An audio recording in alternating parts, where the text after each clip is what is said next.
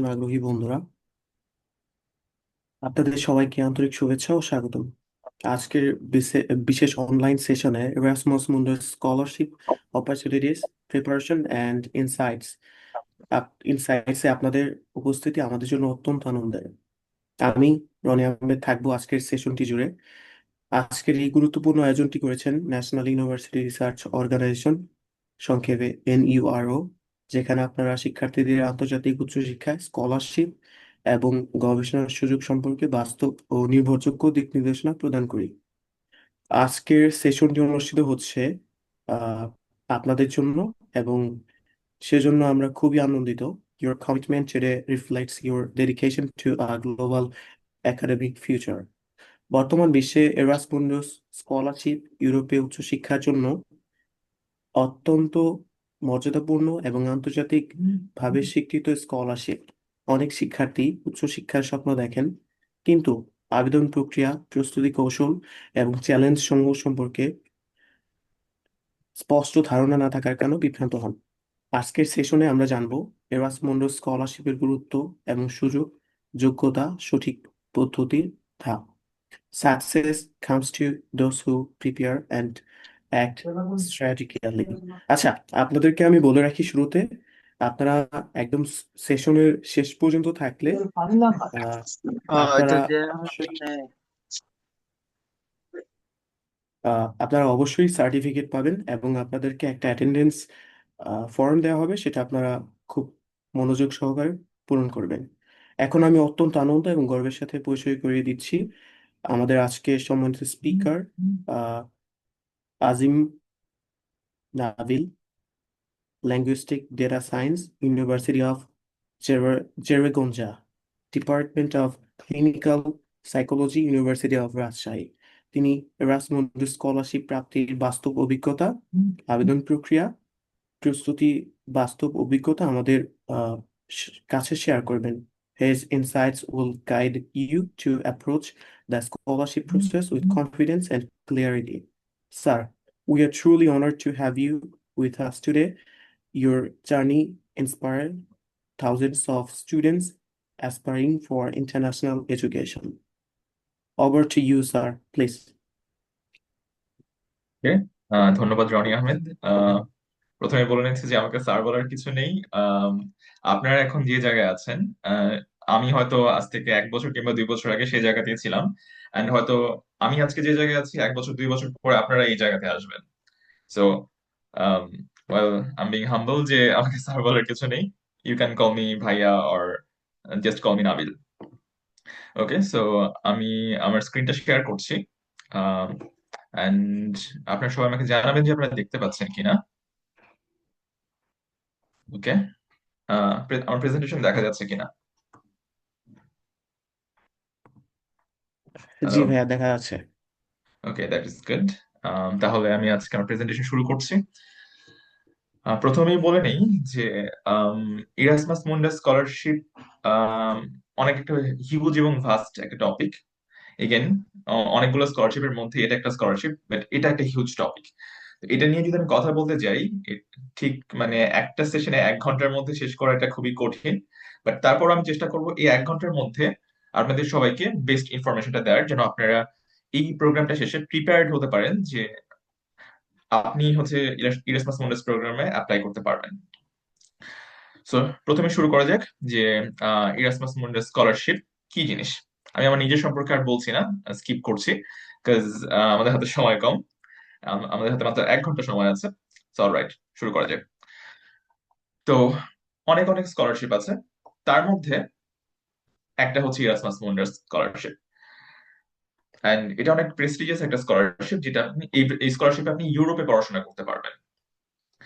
এই স্কলারশিপ যখন আপনি পাবেন, তখন আহ, আপনার পড়াশোনার সম্পূর্ণ খরচটা ইউরোপিয়ান ইউনিয়ন বহন করবে। পাশাপাশি এই স্কলারশিপে হচ্ছে আপনি আপনি হেলথ ইন্স্যুরেন্স পাবেন, এবং এছাড়াও আপনাকে হচ্ছে আহ, আপনার যে টিউশন ফি সেটা সম্পূর্ণ কভার করা হবে। সো আপনার থাকার খরচ, খাওয়ার খরচ, আপনার হচ্ছে টিউশন ফি, এবং হচ্ছে আপনার হেলথ ইন্স্যুরেন্স, সেটা ইউরোপিয়ান ইউনিয়ন বহন করবে। এখন আপনি যদি আরো একটু ডিটেইলে জিজ্ঞেস করেন যে আমি কত টাকা করে পাবো প্রতি মাসে। এটা হচ্ছে আপনাকে প্রতি মাসে 1400 ইউরো করে দেওয়া হবে। যদি আপনি এটা বাংলাদেশি টাকায় কনভার্ট করেন, তাহলে এটা অ্যারাউন্ড 1,90,000 কিংবা 2 লাখের মতো টাকা হয়ে যায়। বাট এগেন ইউরোপে থাকা খাওয়ার খরচ অনেক বেশি, তো দেখবেন যে আপনার অনেক টাকা খরচ হয়ে যাচ্ছে, কিন্তু স্টিল আপনার এনাফ টাকা থাকবে যে টাকা দিয়ে আপনি পুরো ইউরোপ ঘুরতে পারবেন এবং হচ্ছে স্বাচ্ছন্দ্যে চলতে পারবেন। সো এই প্রোগ্রামটা আপনার ফুল টিউশন ফি কভার করছে। আপনি একটা প্রেস্টিজিয়াস ইউনিভার্সিটিতে পড়বেন ইউরোপের, হতে পারে সেটা কোনো একটা দেশের কোনো একটা ভালো ইউনিভার্সিটি, স্পেনের কোনো একটা ভালো ইউনিভার্সিটি কিংবা হচ্ছে ইটালির কোনো একটা ভালো ইউনিভার্সিটি, এবং সেখানে আপনার সম্পূর্ণ পড়ার খরচ তারা বহন করবে। পাশাপাশি আপনার আপনাকে এক্সট্রা 1400 ইউরো করে দেবে। প্লাস আপনি যদি কোনো কারণে অসুস্থ হন, কোনো সমস্যায় পড়েন, আপনার পুরো হেলথ ইন্স্যুরেন্স আপনার তারা কভার করবে। অর্থাৎ আপনি যদি আম, এখানে এসে কোনো ঝামেলায় পড়েন, কোনোভাবে অসুস্থ হন, কিংবা সাপোজ যে আপনার আম, কোনো জরুরি কারণে আপনাকে দেশে ব্যাক করতে হচ্ছে, সেটাও তারা হচ্ছে সেই খরচা তারা অনেক সময় বহন করে হেলথ হেলথ ইন্স্যুরেন্স এবং অন্যান্য ইন্স্যুরেন্সের মাধ্যমে। এখন যদি হচ্ছে আপনি জিজ্ঞেস করেন যে অনেক স্কলারশিপ আছে, তার মধ্যে আমি কেন ইরাসমাস মুন্ডাস স্কলারশিপকেই বেছে নেব, why Erasmus Mundus scholarship? Basically আপনি যখন ইরাসমাস মুন্ডাস স্কলারশিপে পড়তে আসবেন, তখন আপনি রিয়েলাইজ করবেন যে এখানে শুধু আপনি একা না, সারা পৃথিবী থেকে মানুষজন এখানে পড়তে আসছে। আমেরিকা থেকে এখানে মানুষজন আসছে, অস্ট্রেলিয়া থেকে মানুষজন এখানে আসছে, ইউরোপের বিভিন্ন কান্ট্রি থেকে তো অবশ্যই আসছেই। আহ, বাংলাদেশ থেকে আসছে, পাকিস্তান থেকে আসছে, থাইল্যান্ড থেকে আসছে, ভিয়েতনাম থেকে আসছে, ইন্ডিয়া থেকে আসছে।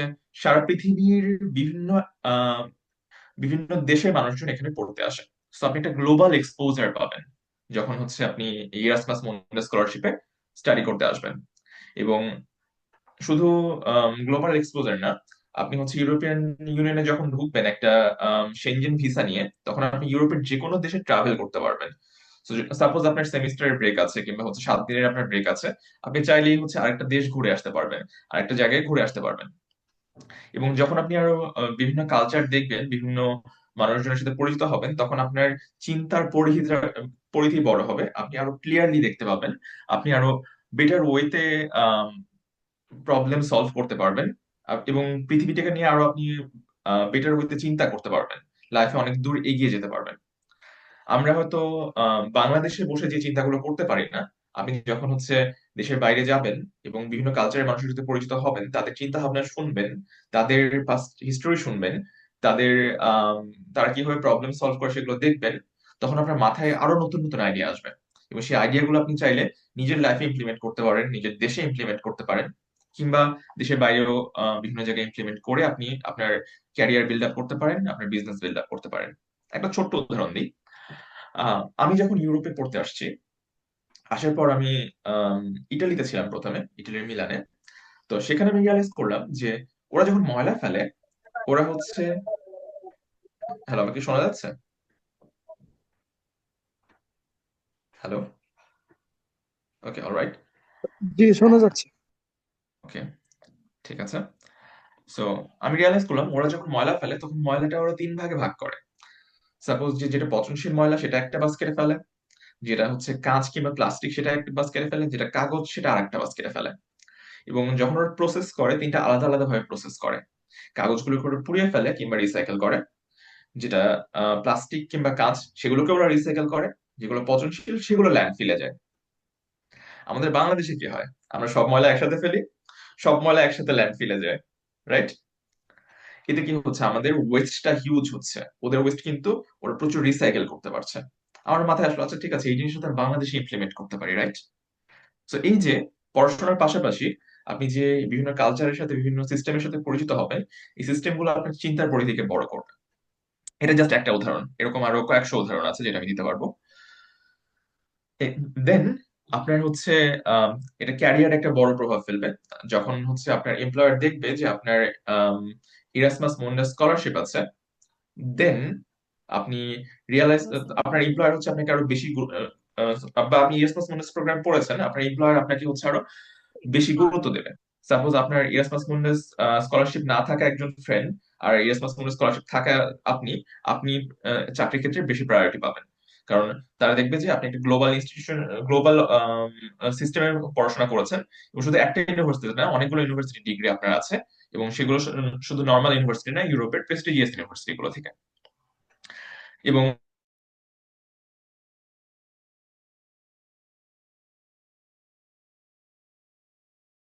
ভাই আপনি মিউট হয়ে গেছেন, একটু কষ্ট করে আনমিউট করেন। জি। ওকে, আমাকে কোন পর্যন্ত শুনেছেন? আহ ভাইয়া ওই স্কলারশিপের কথা কিছু একটা বলছিলেন। জি। ঠিক আছে। 30 সেকেন্ডের মতো মিউট ছিল ভাইয়া।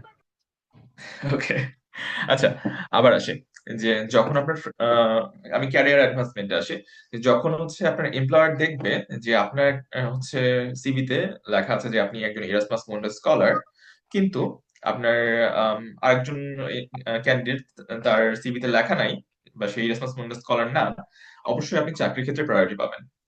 এবং শুধু সেটা না, আপনি হচ্ছে ইউরোপে এসে এমন অনেক জব অপরচুনিটি আপনার সামনে ওপেন হবে যেটা আপনি দেশে বসে হয়তো চিন্তা করেননি, বাট এখানে এসে সেই জব অপরচুনিটি গুলো আপনি পাবেন। আর স্টাডি অ্যাক্রস কান্ট্রিজ, সো আপনি বিভিন্ন দেশে পড়তে পারবেন, একটা দেশে না। এই ইরাসমাস মুন্ডাস প্রোগ্রামে আপনাকে বিভিন্ন দেশে মোবিলিটিতে মুভ করতে হয়। যেমন আমার হচ্ছে প্রথম মোবিলিটি ছিল আহ, ইটালি, আমার পরের মোবিলিটি হচ্ছে স্পেন, থার্ড মোবিলিটিতে আমি হচ্ছে আবার ইটালিতে ব্যাক যাব, ফোর্থ কান্ট্রি হিসেবে আমি পর্তুগাল চুজ করতে পারবো, ইটালিতেও আসতে পারবো, আবার হচ্ছে স্পেনেও থাকতে পারবো। তো ইট ডিপেন্ডস যে প্রোগ্রাম টু প্রোগ্রাম ভ্যারি করে আপনি কোন কান্ট্রিতে যাবেন বা কোন কান্ট্রিতে আপনি যেতে পারবেন। কোন কোন প্রোগ্রাম আছে জার্মানিতে, কোন কোন প্রোগ্রাম আছে নেদারল্যান্ডে, কোন কোন প্রোগ্রাম আছে যে ইউকে তে। সো প্রোগ্রামগুলো প্রোগ্রামগুলোর উপর বেস করে আপনি কোন কান্ট্রিতে স্টাডি করবেন সেটা ভ্যারি করে, এবং আপনারা বিভিন্ন কান্ট্রিতে পড়াশোনার সুযোগ পাবেন। এবং শুধু সেটা না, আপনারা বিভিন্ন কান্ট্রিতে পড়াশোনার সুযোগ পাবেন এবং প্রতিটা ইনস্টিটিউশন থেকে আপনারা একটা করে সার্টিফিকেট পাবেন। আমি সবাইকে একটু রিকোয়েস্ট করবো যে মিউট করে রাখতে যদি কোনো কোয়েশ্চেন না থাকে। ওকে, সো আমরা আসছি যে আমরা কেন ইরাসমাস মুন্ডাস স্কলারশিপ চুজ করব। নাও নেক্সট, আমরা কিভাবে ইরাসমাস মুন্ডাস স্কলারশিপে অ্যাপ্লাই করব। সো রাইট নাও আমি আমি চাইবো যে আপনারা সবাই খাতা কলম নিয়ে বসেন, কারণ এখন যে ইনফরমেশন গুলো আমি দিব সেগুলো খুবই খুবই খুবই ইম্পর্টেন্ট। এবং এর আগে যেগুলো বলেছি সেগুলো মাথায় না রাখলেও চলবে, যে আপনি কি পাবেন, কিভাবে পাবেন সেটা দরকার নেই। এখন কিভাবে আপনি অ্যাপ্লাই করবেন এটা হচ্ছে এই প্রোগ্রামের, সরি, এই আমাদের যে আজকের প্রোগ্রামের মূল বিষয়। সো আমি চাইবো আপনারা সবাই খাতা কলম নিয়ে বসেন। আমি আপনাদের 1 মিনিট সময় দিচ্ছি, খাতা কলম হাতে নেন, এন্ড দেন আমরা শুরু করব। And আমি দেখি যে এখানে কে কে আছে। ওকে, সবাই আছে। অলরাইট,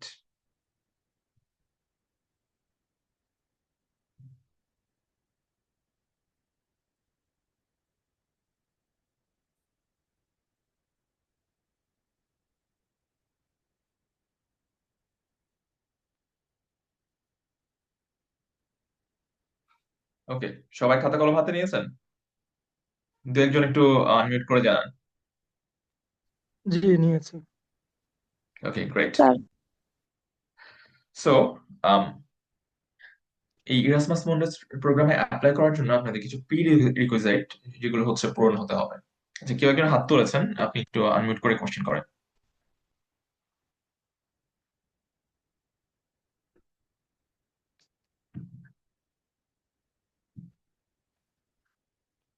হ্যাঁ, অধরা, আপনি আনমিউট করে কোশ্চেন করুন। আসসালামু আলাইকুম ভাইয়া। ভাইয়া আমি হচ্ছে বিবিএ স্টুডেন্ট, ব্র্যাক ইউনিভার্সিটি। তো আমার একটা কোশ্চেন ছিল যে বিবিএ এর কোনো প্রোগ্রামের জন্য কি ওয়ার্ক এক্সপিরিয়েন্স থাকা ম্যান্ডেটরি, বা থাকলে কি ভালো হয়? আচ্ছা, ওয়ার্ক ওয়ার্ক এক্সপিরিয়েন্স থাকা ম্যান্ডেটরি না, বাট থাকলে ভালো হয়। আপনি না থাকলেও অ্যাপ্লাই করতে পারবেন। আম, বা ওয়ার্ক এক্সপিরিয়েন্স নাই বাট স্কলারশিপ পেয়েছে, এরকম অনেক আমি দেখেছি। সো ওয়ার্ক এক্সপিরিয়েন্স থাকা ভালো, আপনাকে এগিয়ে রাখবে, বাট না থাকলে যে আপনি পিছিয়ে পড়বেন তেমনটা না। ওয়ার্ক এক্সপিরিয়েন্স ছাড়াও অনেকে এগিয়ে যায়। সেক্ষেত্রে আপনার রিসার্চ থাকতে হবে, কিংবা আপনার একাডেমিক রেজাল্টটা অনেক ভালো হতে হবে, অথবা আপনার অন্য কোনো দিকে হচ্ছে বেটার থাকতে হবে, যেমন আপনার এসওপি কিংবা সিভি স্ট্রং হতে হবে। Again, it depends on your total and overall profile, শুধুমাত্র ওয়ার্ক এক্সপিরিয়েন্স না। ওয়ার্ক এক্সপিরিয়েন্স একটা পার্ট, যেটা থাকলে ভালো, না থাকলে কোনো সমস্যা নেই। অলরাইট, আসি এখন যে প্রিরিকুইজিটস। এখানে আপনার একাডেমিক কোয়ালিফিকেশন, অবশ্যই আপনাকে একটা ব্যাচেলার্স ডিগ্রি থাকতে হবে। ব্যাচেলার্স ডিগ্রি থাকতে হবে এবং আপনার সার্টিফিকেট গুলো আপনি অবশ্যই আপনার ইনস্টিটিউশন থেকে তুলে রাখবেন। অনেক সময় হয় যে আমরা হচ্ছে ব্যাচেলার্স পাস করে সার্টিফিকেট এখনো তুলি নাই। বিশেষ করে পাবলিক ইউনিভার্সিটি গুলোতে যেটা হয় যে আমরা ফেলে রাখি, 3-4 মাস পরে আমরা তুলি। বাট আপনি আপনি যেটা করবেন যে আপনি পাস করছেন, সাথে সাথে আপনি সার্টিফিকেট তোলার জন্য অ্যাপ্লাই করবেন। সো ইয়া, আপনার একাডেমিক কোয়ালিফিকেশন এটা প্রুভ করতে হবে যে হ্যাঁ, আমি ব্যাচেলার্স শেষ করেছি, আমি অনার্স পাস করেছি। ল্যাঙ্গুয়েজ প্রফিসিয়েন্সি, এখানে আপনার হচ্ছে অবভিয়াসলি আপনার, আপনি যে ইংলিশ বলতে পারেন এটা জানাতে হবে। এন্ড কিভাবে জানাবেন? আইএলটিএস এর মাধ্যমে। টোফেল বাদ দেন, আমরা হচ্ছে মূলত আইএলটিএস দেব। এবং আইএলটিএস এর স্কোর আপনার কেমন হতে হবে সেটা ভ্যারি করে, প্রোগ্রাম টু প্রোগ্রাম ভ্যারি করে। কোন কোন প্রোগ্রামে আপনার আইএলটিএস এর স্কোর 6 কিংবা 6.5 হলেই তারা অ্যাকসেপ্ট করে। যেমন আমি যে প্রোগ্রামে এসেছি, এই প্রোগ্রামে তারা 6.5 হলে অ্যাকসেপ্ট করে। কিন্তু কোন কোন প্রোগ্রামে আপনি দেখবেন যে আইএলটিএস স্কোর 7 কিংবা 7.5ও যায়। So depends on the program আপনার আইএলটিএস স্কোর কেমন হতে হবে। এগেন, প্রোগ্রাম কি জিনিস, প্রোগ্রাম আমরা কিভাবে খুঁজে বের করবো সেটা আমরা একটু পরে আসছি, সে বিষয়ে আমরা ব্যাখ্যা করব। বাট আপনার ওকে, একজন হ্যান্ড রেজ করেছেন, নিসা, প্লিজ আনমিউট করে কোশ্চেন করেন। আসসালামু আলাইকুম ভাইয়া, ভালো আছেন? জি বলুন। ভালো আছি। ভাইয়া, আমাদের কি এখানে জিআরই এর কোনো ম্যান্ডেটরি আছে? জিআরই কি না, লাগে জিআরই নাকি কেবল লাগবে না। আইএলটিএস জিআরই করলেই হয়? GRE is not necessary for Erasmus Mundus scholarship. GRE only necessary যখন আপনি ইউএসএ তে কিংবা হচ্ছে উম, কানাডাতে পড়াশোনা করতে যাচ্ছেন সেই সময়। ইভেন কানাডাতে মনে হয় এখনো লাগে না, ইউএসএ তে লাগে। ইউএসএ হতে GRE necessary, but Erasmus Mundus এর জন্য জিআরই একদমই দরকার নাই, টোটালি আননেসেসারি। ওকে, তারপর থার্ড যেটা, যে আপনাদের পাসপোর্ট রেডি থাকতে হবে। So get a passport, and preferably 10 বছরের জন্য আপনার পাসপোর্ট নিয়ে রাখবেন। যদি আপনার এরকম হয় যে আপনার পাসপোর্টের মেয়াদ আর 1 বছর কিংবা 2 বছর আছে, অবভিয়াসলি সেই পাসপোর্টটা আপডেট করে রাখবেন, যাতে আরো নেক্সট 5 বছর কিংবা 10 বছর আপনি পাসপোর্টটা ইউজ করতে পারেন। And then proof of residency, এটা ইম্পর্টেন্ট, অথবা এটাকে অনেক সময় বলা হয় সিটিজেনশিপ সার্টিফিকেট। আপনার আম, এলাকার কমিশনার, চেয়ারম্যান কিংবা হচ্ছে আম, পৌরসভার যে চেয়ারম্যান, তার কাছ থেকে আপনি হচ্ছে সার্টিফিকেট অফ রেসিডেন্সি নেবেন অথবা সিটিজেনশিপ সার্টিফিকেট নেবেন, এবং সেটা ইংলিশে নিতে হবে। আমাদের বাংলাদেশে কিন্তু হচ্ছে বিভিন্ন উপজেলা, পৌরসভা কিংবা হচ্ছে সিটি কর্পোরেশন সেখান থেকে সিটিজেনশিপ সার্টিফিকেট দেয়, কিন্তু সেগুলো কিন্তু বাংলাতে দেয়। এটা হচ্ছে সমস্যা, আপনাকে ইংলিশে নিতে হবে। এখন এখানে একটা সমস্যা তৈরি হয় যে অনেক সময় তারা ইংলিশে দিতে চায় না। আপনি একটা ইংলিশের টেমপ্লেট তৈরি করে নিয়ে যে ওদেরকে দেবেন যে হ্যাঁ, আমি যে টেমপ্লেট তৈরি করছি এটাকে এডিট করে এখন আপনারা সাইন করে আমাকে দেন। অথবা যদি তাদের এরকম সিস্টেম থাকে, ইংলিশে দেওয়ার সিস্টেম থাকে, তাদের থেকে ইংলিশে নেবেন। যেমন আমি রাজশাহী সিটি কর্পোরেশন থেকে নিয়েছি, সেখানে আহ, তারা ইংলিশে আমাকে সিটিজেনশিপ সার্টিফিকেটটা দিয়েছে। বাট অনেক ক্ষেত্রে অনেকের সমস্যা হয়, সেক্ষেত্রে আপনারা নিজের টেমপ্লেট তৈরি করে নিয়ে যে তাদেরকে দেবেন যে আচ্ছা ঠিক আছে, এটা হচ্ছে আমার template, please sign here. Okay, and এটা আদার্স, যেটা আপনার জব এক্সপিরিয়েন্স কিংবা এক্সট্রা কারিকুলার অ্যাক্টিভিটিস, এটা হচ্ছে ইম্পর্টেন্ট, কিন্তু এটা ম্যান্ডেটরি না। আপনার যদি এক্সট্রা কারিকুলার অ্যাক্টিভিটিস কিংবা জব এক্সপিরিয়েন্স থাকে, সেগুলোর সার্টিফিকেট গুলো আপনারা করে রাখবেন। আপনি কোনো কোনো জায়গায় জব করেছেন, সেই জবের জায়গা থেকে আপনি টেস্টিমোনিয়াল তুলে রাখবেন, কিংবা হচ্ছে আপনার অ্যাপয়েন্টমেন্ট লেটার দেখালেও হয়, অ্যাপয়েন্টমেন্ট লেটার, রিজাইন লেটার। এবং হচ্ছে আপনার যদি এক্সট্রা কারিকুলার অ্যাক্টিভিটিস থাকে, সেগুলোর যদি সার্টিফিকেট থাকে, সেগুলো আপনি রেখে দেবেন, সেগুলো আপনার হাতে থাকবে। হাতে রাখাটা ইম্পর্টেন্ট। অলরাইট, এখন আসি যে আপনি হচ্ছে ইরাসমাস মুন্ডাস প্রোগ্রামে অ্যাপ্লাই করবেন, আপনার একটা সিভি লাগবে। এন্ড সেটা যে কোনো যেন তেন সিভি না, এটা হচ্ছে একটা ইউরোপাস সিভি।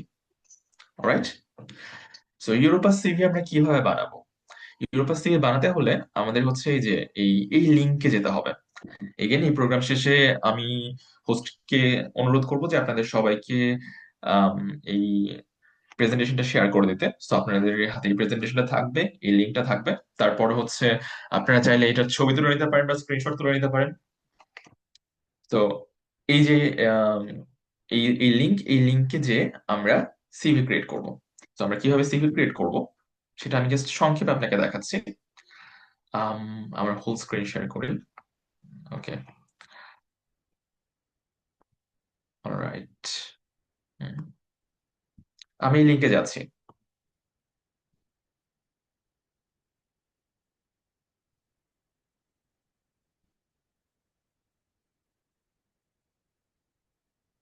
সরি,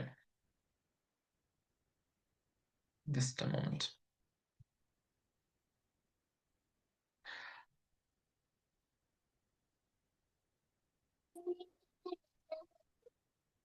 এটা লোড হচ্ছে।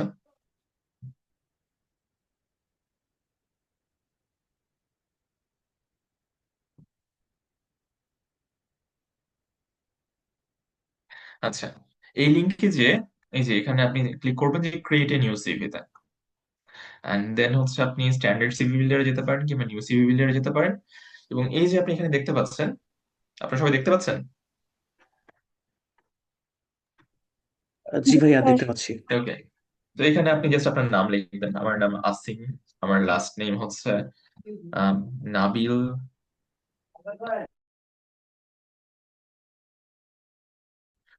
I am student, sorry. তো এভাবে আপনি হচ্ছে এখানে সবগুলো হচ্ছে ফিল্ড যদি আপনি পূরণ করেন, then it will automatically create a CV for you. Again CV নিয়ে আগে সিভি কিভাবে তৈরি করতে হয় সেটা নিয়ে পুরো একটা সেশন নেওয়া যাবে, বাট আমরা সেই সিভির মধ্যে যাচ্ছি না এখন ডিটেলসে। আপনাকে জাস্ট আমরা লিঙ্কটা দিচ্ছি, লিঙ্কে যে আপনি ইনফরমেশন গুলো ফিল করবেন, then you will get your CV. যখন আপনি ইনফরমেশন গুলো পূরণ করবেন তখন you will get something like this. এটা একটা জাস্ট স্যাম্পল উদাহরণ।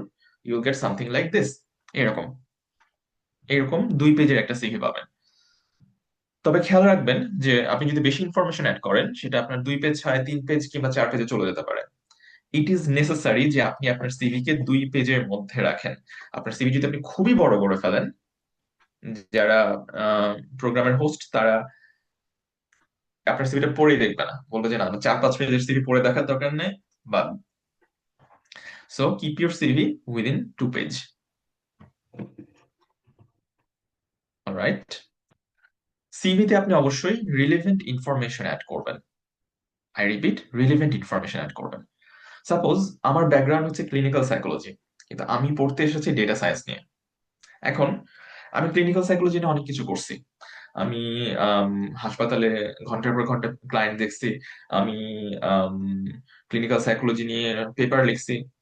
কিন্তু আমি সেগুলো আমার সিভিতে অ্যাড করব না, কারণ আমি অ্যাপ্লাই করছি ডেটা সায়েন্স প্রোগ্রামে। তো আমি ডেটা সায়েন্স নিয়ে কি কাজ করেছি সেটা আমি অ্যাড করব। সাপোজ আমার ডেটা সায়েন্স একটা কোর্স করা আছে, আমি সেটা অ্যাড করেছি। আমার ডেটা সায়েন্স নিয়ে হচ্ছে অমুক প্রোগ্রামে আমি অ্যাটেন্ড করেছি বা অমুক কনফারেন্সে আমি হচ্ছে অ্যাটেন্ড করেছি, সেটা আমি অ্যাড করেছি। সো আপনার সিভিতে আপনি রিলেভেন্ট ইনফরমেশন অ্যাড করবেন। এখন সাপোজ যে, আচ্ছা, চ্যাটে অনেকে অনেক কিছু লিখছেন, আমি চ্যাটটা ওপেন করে দেখি।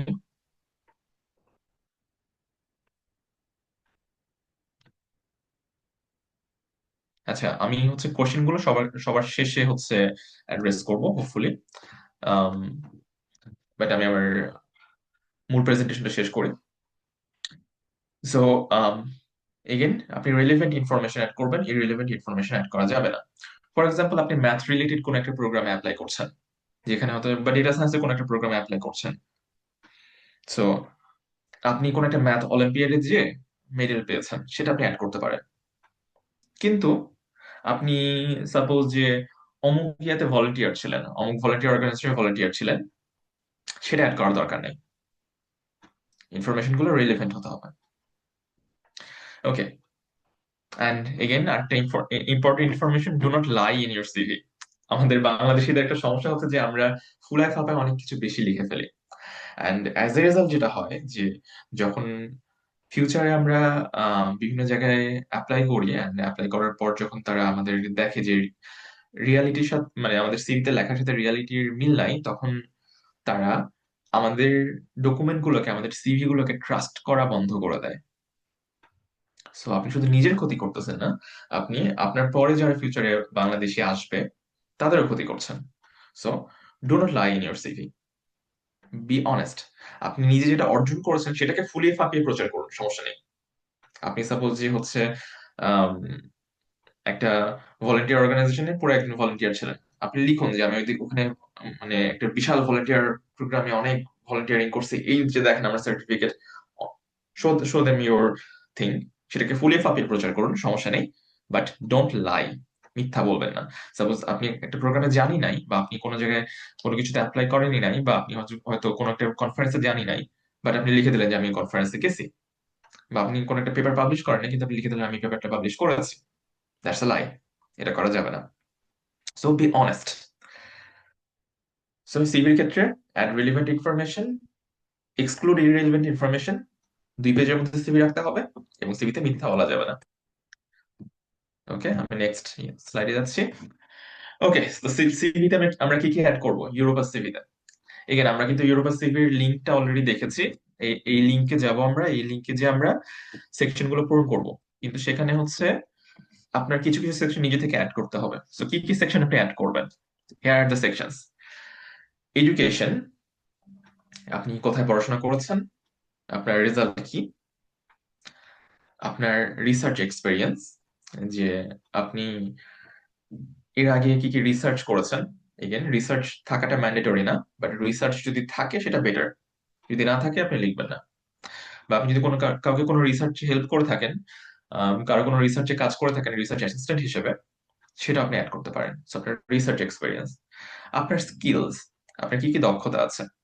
সাপোজ যে আপনি হচ্ছে ইঞ্জিনিয়ারিং এর কোনো একটা প্রোগ্রাম অ্যাপ্লাই করছেন, কিংবা হচ্ছে আপনি সাপোজ কম্পিউটার সায়েন্সের কোনো একটা প্রোগ্রাম অ্যাপ্লাই করছেন, তো আপনার কি কি স্কিলস আছে সেটা অ্যাড করবেন। আপনি কি অটোক্যাড চালাতে পারেন, আপনি কি হচ্ছে ডেটা অ্যানালাইসিস পারেন, আপনি কি পাইথন পারেন, বা আপনি কি হচ্ছে পিসিআর করতে পারেন।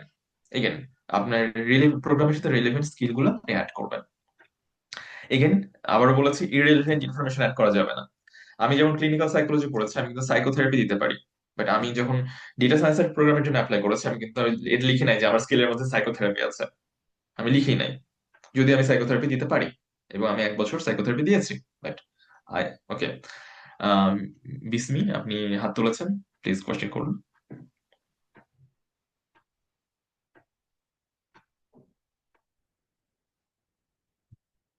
বিসমি, আপনি আনমিউট করে কোয়েশ্চেন করুন।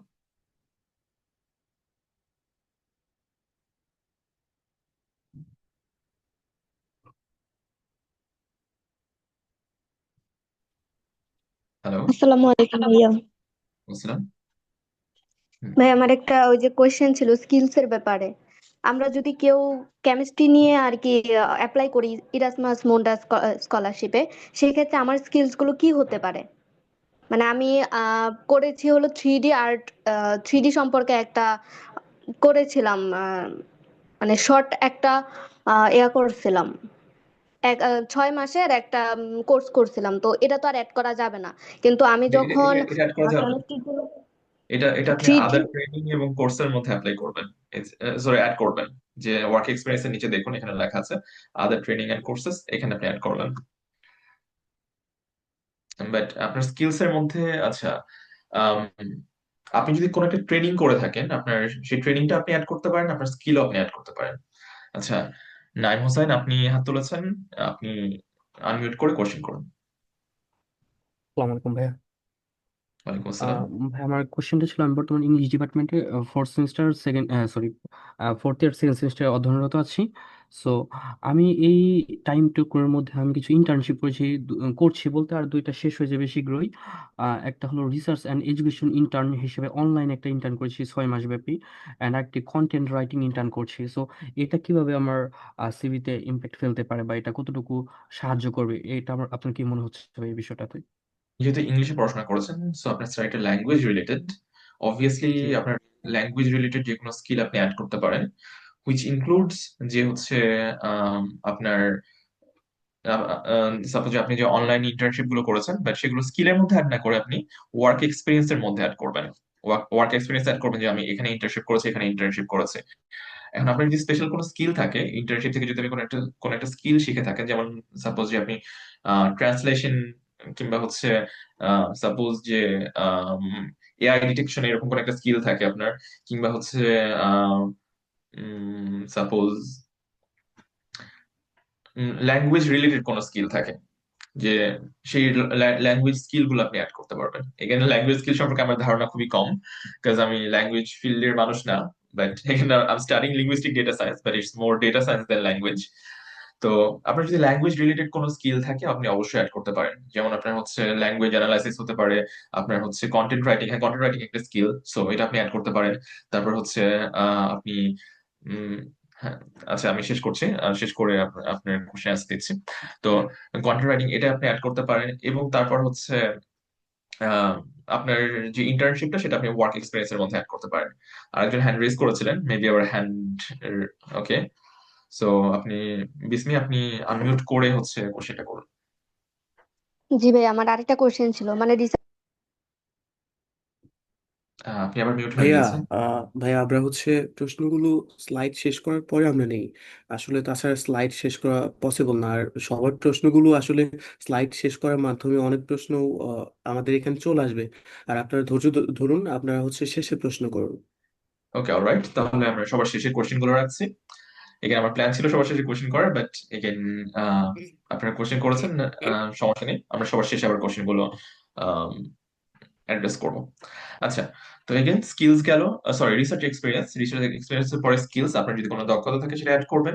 ওয়ার্ক এক্সপিরিয়েন্স হচ্ছে যে আপনার যদি কোনো ইন্টার্নশিপ থাকে, আপনার যদি কোনো জবের এক্সপিরিয়েন্স থাকে সেটা অ্যাড করবেন। আপনার যদি অন্য কোনো ট্রেনিং বা কোর্স করা থাকে, যেমন আপনি কোনো একটা অনলাইনে কোর্স করেছেন বা কোথাও একটা ট্রেনিং করেছেন, সেটা অ্যাড করবেন। অ্যান্ড যদি আপনার সাবজেক্ট, মানে আপনি যে প্রোগ্রামে পড়তে যাচ্ছেন সেই প্রোগ্রাম রিলেভেন্ট কোন একটা ট্রেনিং থাকে কিংবা কোর্স থাকে, সেটা আপনাকে অন্যান্য ক্যান্ডিডেটদের থেকে এগিয়ে রাখে। স্ট্যান্ডার্ডাইজড ল্যাঙ্গুয়েজ টেস্ট, এখানে হচ্ছে অবভিয়াসলি আপনি অ্যাড করবেন যে আপনার আইএলটিএস এর স্কোর কি।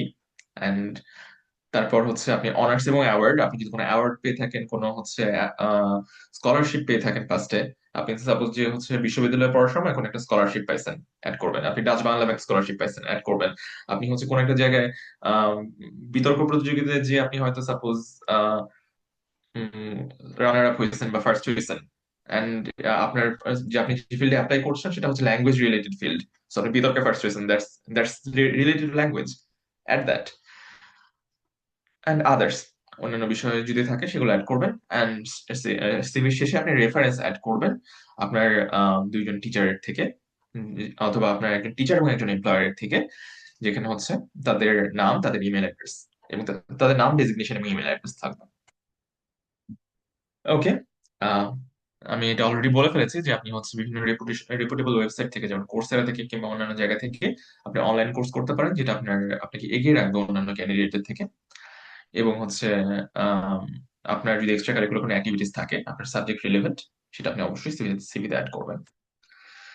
এখন আসি সিভির পরে আরেকটা ইম্পর্টেন্ট বিষয়, সেটা হচ্ছে letter of motivation. Letter of motivation কিংবা হচ্ছে এসওপি, এটা হচ্ছে সিভির পরে। সিভির সাথে আরেকটা যে জিনিসটা লাগবে আপনার অ্যাপ্লাই করার জন্য, সেটা হচ্ছে এসওপি।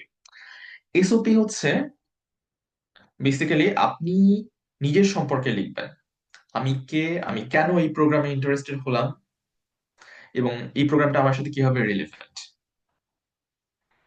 আপনি লিখবেন যে ঠিক আছে, আমি হচ্ছে অমুক বাংলাদেশে বড় হয়েছে, আমি অমুক জায়গায় বড় হয়েছি, এবং হচ্ছে আমি সেই সময় এই সমস্যাগুলো দেখেছি। তো এই সমস্যাগুলো দেখে আমার মনে হয়েছে এগুলো যদি সলভ করতে পারতাম তাহলে অনেক ভালো হতো। এন্ড যখন আমি ইন্টারনেট ঘেটে দেখলাম যে এইরকম একটা প্রোগ্রাম আছে যেখানে আমি এই রিলেটেড স্কিল অর্জন করতে পারবো, তখন আমার মনে হয়েছে যে এই প্রোগ্রাম থেকে আমি স্কিলগুলো শিখে আমি সমাজে এই চেঞ্জ আনতে পারবো। এটা একটা উদাহরণ হতে পারে। অথবা এরকম হতে পারে যে আপনি সারা জীবন চিন্তা করছেন, আমি যেমন লিখেছিলাম যে আমি সারা জীবন চিন্তা করছি যে আমি হচ্ছে কি করে কম্পিউটার ব্যবহার করে মানুষের থটকে আন্ডারস্ট্যান্ড করতে পারবো। এটা এটা নিয়ে আমি চিন্তা করেছি যে আমি কম্পিউটার থেকে মানুষের থট আন্ডারস্ট্যান্ড করা শেখাতে পারি কিনা। তো এগেন আমার ব্যাকগ্রাউন্ড ছিল সাইকোলজি, যেটা কাজ করে কি চিন্তা নিয়ে, থট নিয়ে, কাজ নিয়ে। সো থট অ্যান্ড বিহেভিয়ার নিয়ে কাজ করে। আর আমি পড়তে যাচ্ছি লিঙ্গুইস্টিক ডেটা সায়েন্স নিয়ে, যেটা কি আর্টিফিশিয়াল ইন্টেলিজেন্স, এআই নিয়ে কাজ করে। সাপোজ যে আপনারা large language model, LLM, chat GPT, Gemini এগুলো দেখছেন, এগুলো নিয়ে কাজ করে। সো আমি এটাকে ব্রিজ করেছি কিভাবে, আমি বলেছি যে আমি চিন্তা করেছি যে আমরা কম্পিউটারকে বা মেশিনকে মানুষের চিন্তা বোঝাতে শেখাতে পারি কিনা। How can you make machines understand human thoughts. So আমি রিলেট করেছি। তো সাপোজ যে আপনি যদি হচ্ছে এমন কোন প্রোগ্রামে অ্যাপ্লাই করেন যেটা আপনার সাথে, আপনার ফিল্ডের সাথে রিলেভেন্ট কিংবা লেস রিলেভেন্ট, আপনি কোনো না কোনো ভাবে আপনি কানেক্ট করবেন আপনার এক্সপিরিয়েন্সকে ওই প্রোগ্রামের সাথে। সাপোজ যে হচ্ছে কেউ সাইকোলজি নিয়ে পড়াশোনা করেছেন, কিন্তু যেহেতু যান নিউরো সায়েন্সে, নিউরো সায়েন্স আর সাইকোলজি কিন্তু আলাদা আলাদা ফিল্ড, রিলেটেড, দুইটাই ব্রেন নিয়ে কাজ করে। So আপনি চিন্তা করবেন যে ঠিক আছে, আমি সবসময় মানুষের আচরণ নিয়ে বা মানুষের চিন্তা নিয়ে কাজ করছি, কিন্তু চিন্তাগুলো কিভাবে তৈরি হয় সেটা নিয়ে আমি হচ্ছে আরো ডিটেল জানতে চাই। দ্যাটস ওয়াই হচ্ছে আমি প্রোগ্রামে যেতে চাই।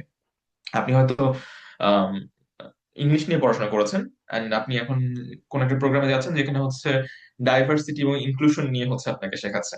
এখন ওই প্রোগ্রামে হয়তো এটা কোনোভাবে রিলেটেড না, কিন্তু আপনি এটা বলতে পারেন যে আমি যখন ইংলিশ নিয়ে পড়াশোনা করেছি তখন আমি রিয়েলাইজ করেছি যে ইংলিশ না জানার কারণে অনেক মানুষ তার হচ্ছে লাইফে পিছিয়ে পড়ছে, অনেক মানুষ তার হচ্ছে ইনক্লুডেড হতে পারছে না বিভিন্ন বিভিন্ন জায়গায়, বিভিন্ন সুবিধাতে।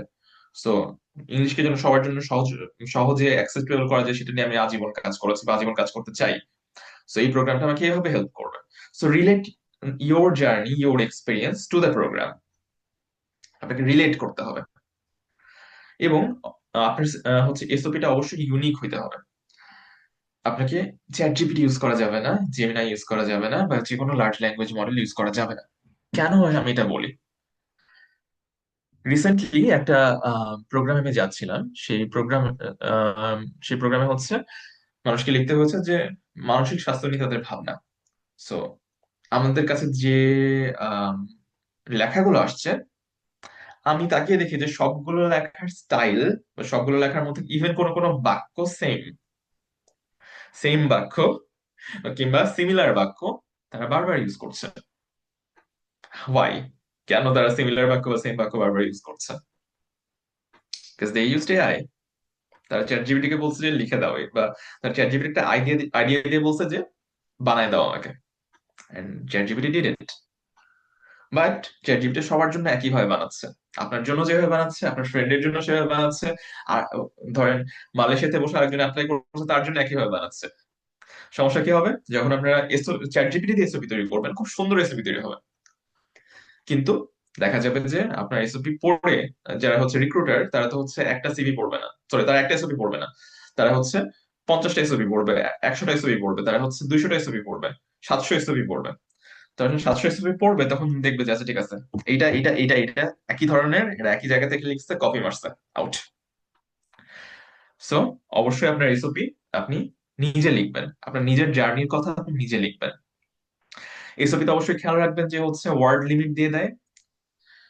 অনেক সময় হচ্ছে দেখা যায় যে 50 ওয়ার্ড, 500 ওয়ার্ড কিংবা হচ্ছে 1000 ওয়ার্ড এরকম লিমিট থাকে।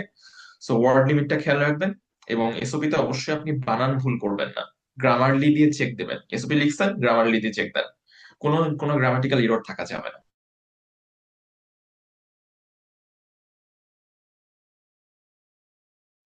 আচ্ছা, আমি মিউট হয়ে গেছিলাম, আমাকে আহ, আপনারা কতদূর শুনতে পেয়েছেন? জি ভাই আছি।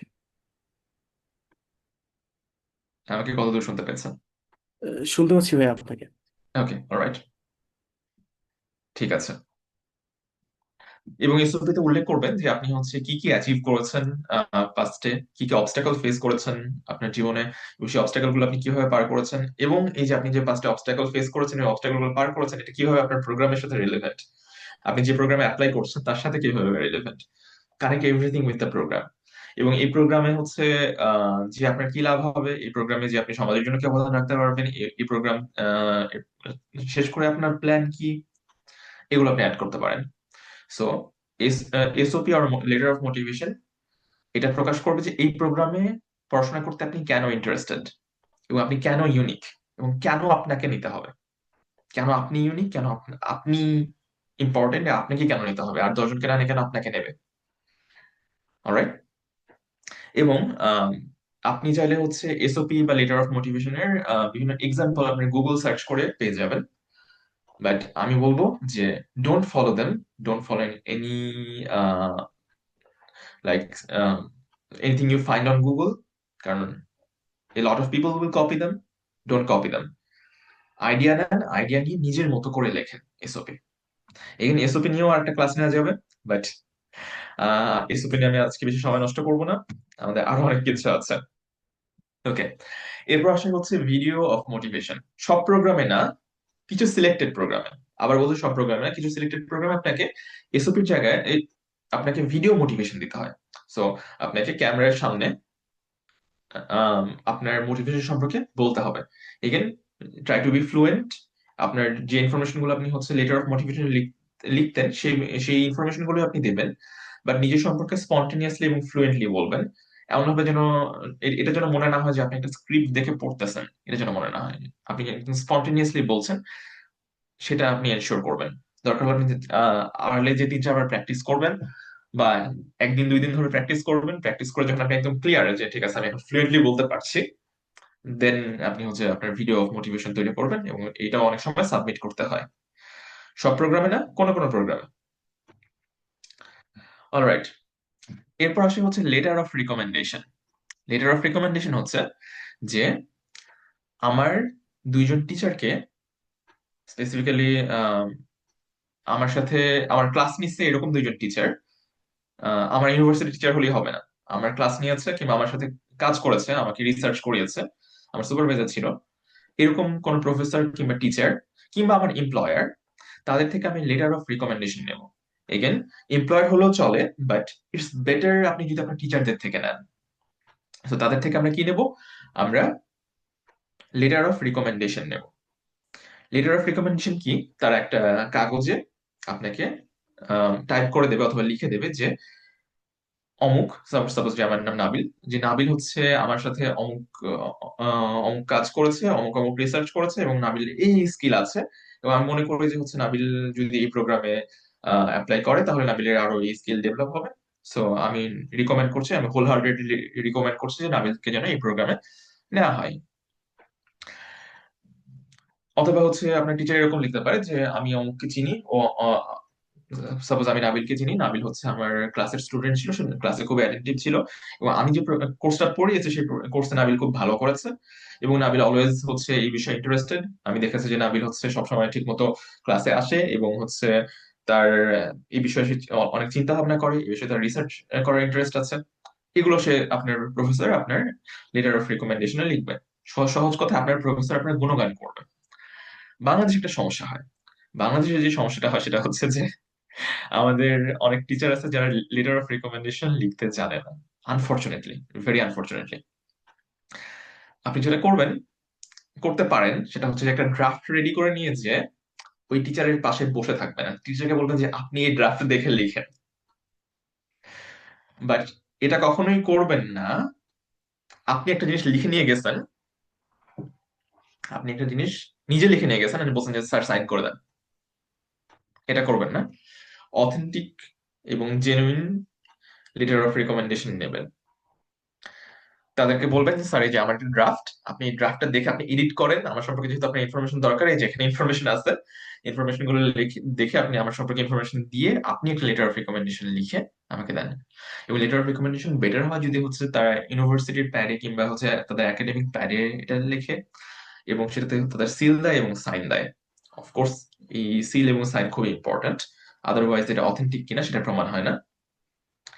এবং অনেক সময় হচ্ছে লেটার অফ রিকমেন্ডেশন কোন কোন প্রোগ্রামে লেটার অফ রিকমেন্ডেশন অফলাইনে না, যে আপনি অফলাইনে তাদের থেকে লেটার অফ রিকমেন্ডেশন স্ক্যান করে পাঠাবেন এরকমটা না, ওই প্রোগ্রাম থেকে ওই টিচারদেরকে হচ্ছে একটা মেইল দেয়। আপনি টিচারদের যাদের থেকে লেটার অফ রিকমেন্ডেশন চান তাদের হচ্ছে ইমেল দেবেন, এবং তাদের সেই টিচারদের ইমেইলে হচ্ছে তার একটা লিঙ্ক যাবে, সেই লিঙ্কে যে সেই টিচারের লেটার অফ রিকমেন্ডেশন টাইপ করবে, এরকম সিস্টেমও আছে।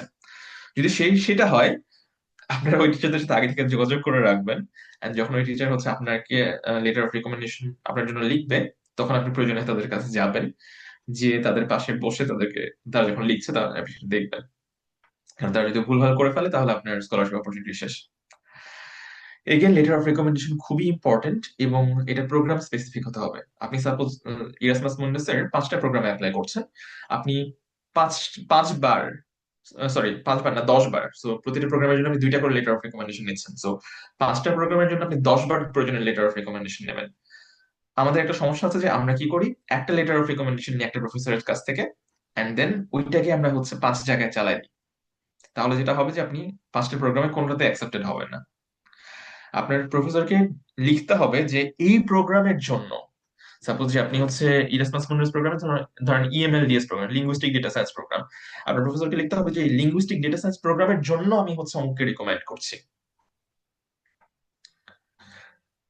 জাস্ট যদি এরকম লেখে যে হ্যাঁ আমি অঙ্ককে রিকমেন্ড করছি, কোথায় রিকমেন্ড করছি, কেন রিকমেন্ড করছি, এই প্রোগ্রামের সাথে স্পেসিফিক কিভাবে রিলেটেড আমার রিকমেন্ডেশন হবে না, কারণ 5টা প্রোগ্রাম 5 ধরনের। সো আপনাকে প্রোগ্রাম স্পেসিফিক রিকমেন্ডেশন লেটার লিখতে হবে। ওকে, সো আপনি হচ্ছে আপনার সিভি তৈরি করছেন। ওকে, সাপোজ যে আপনি হচ্ছে আপনার আপনার সার্টিফিকেট তুলছেন, আপনার একাডেমিক কোয়ালিফিকেশন আছে, আপনি আপনার অনার্সের সার্টিফিকেট তোলা শেষ, আপনি হচ্ছে আপনার ল্যাঙ্গুয়েজ প্রফিসিয়েন্সি অলরেডি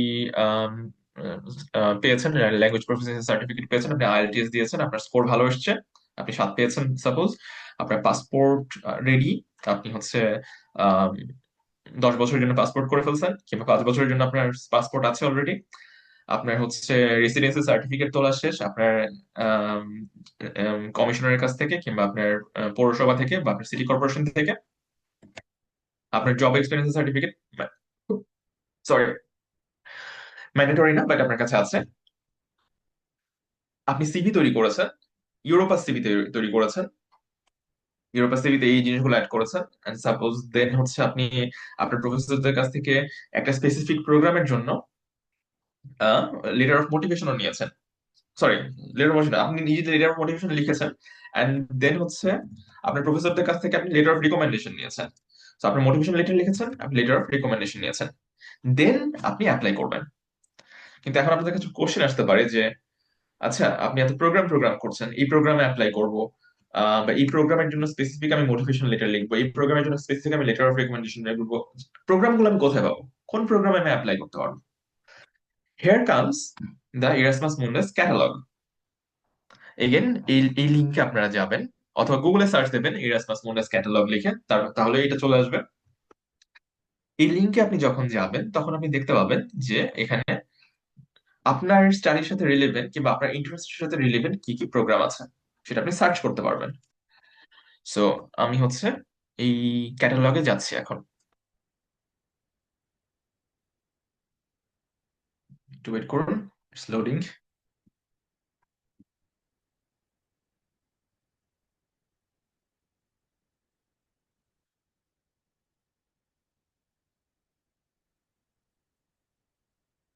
আচ্ছা, মেবি সামহাও এটা লোড হচ্ছে না, এটা আমি হচ্ছে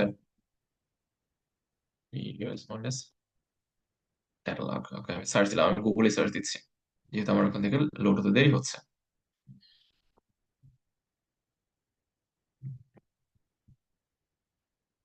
ওকে, সো এখানে ক্লিক করলাম, আমি সার্চ দ্য কোর্স ক্যাটালগ, এখানে এসে আপনারা হচ্ছে সার্চ করবেন ইরাসমাস মুন্ডাস ক্যাটালগ লিখে, আমি হচ্ছে সার্চ করলাম, প্রথম যে লিঙ্কটা আছে সেটাতে গেলাম, ঢুকে আমি হচ্ছে ইরাসমাস মুন্ডাস ক্যাটালগ এই যে আহ, এই ওয়েবসাইটটা, এখানে আসলাম। এখানে এসে আমি এখন সার্চ করব, এখানে আমি কিওয়ার্ড দিয়ে সার্চ করব। আমি আবার দেখাই, ওকে, আমি গুগলে লিখলাম ইরাসমাস মুন্ডাস ক্যাটালগ, আমি এখানে ক্লিক করলাম প্রথম লিঙ্কটাতে,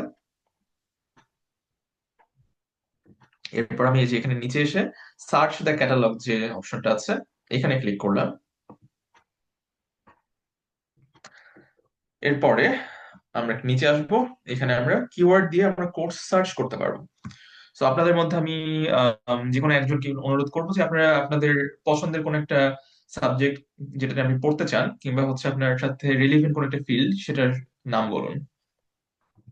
সাপোজ কারো রিলেভেন্ট ফিল্ড হতে পারে, আচ্ছা বিসমি আপনি হাত তুলেছেন, আপনি আনমিউট করে জাস্ট একটা রিলেভেন্ট ফিল্ড বলুন বা আপনার পছন্দের কোনো সাবজেক্ট বলুন যেটা আপনি পড়াশোনা করতে চান, আনমিউট করুন। ওকে, ওকে মাহির মাহির, আপনি হাত তুলেছেন, আপনি আনমিউট করে হচ্ছে আমাকে জানান যে আপনাদের পছন্দের স্টাডির ফিল্ডটা কি। হ্যাঁ, আসসালামু আলাইকুম।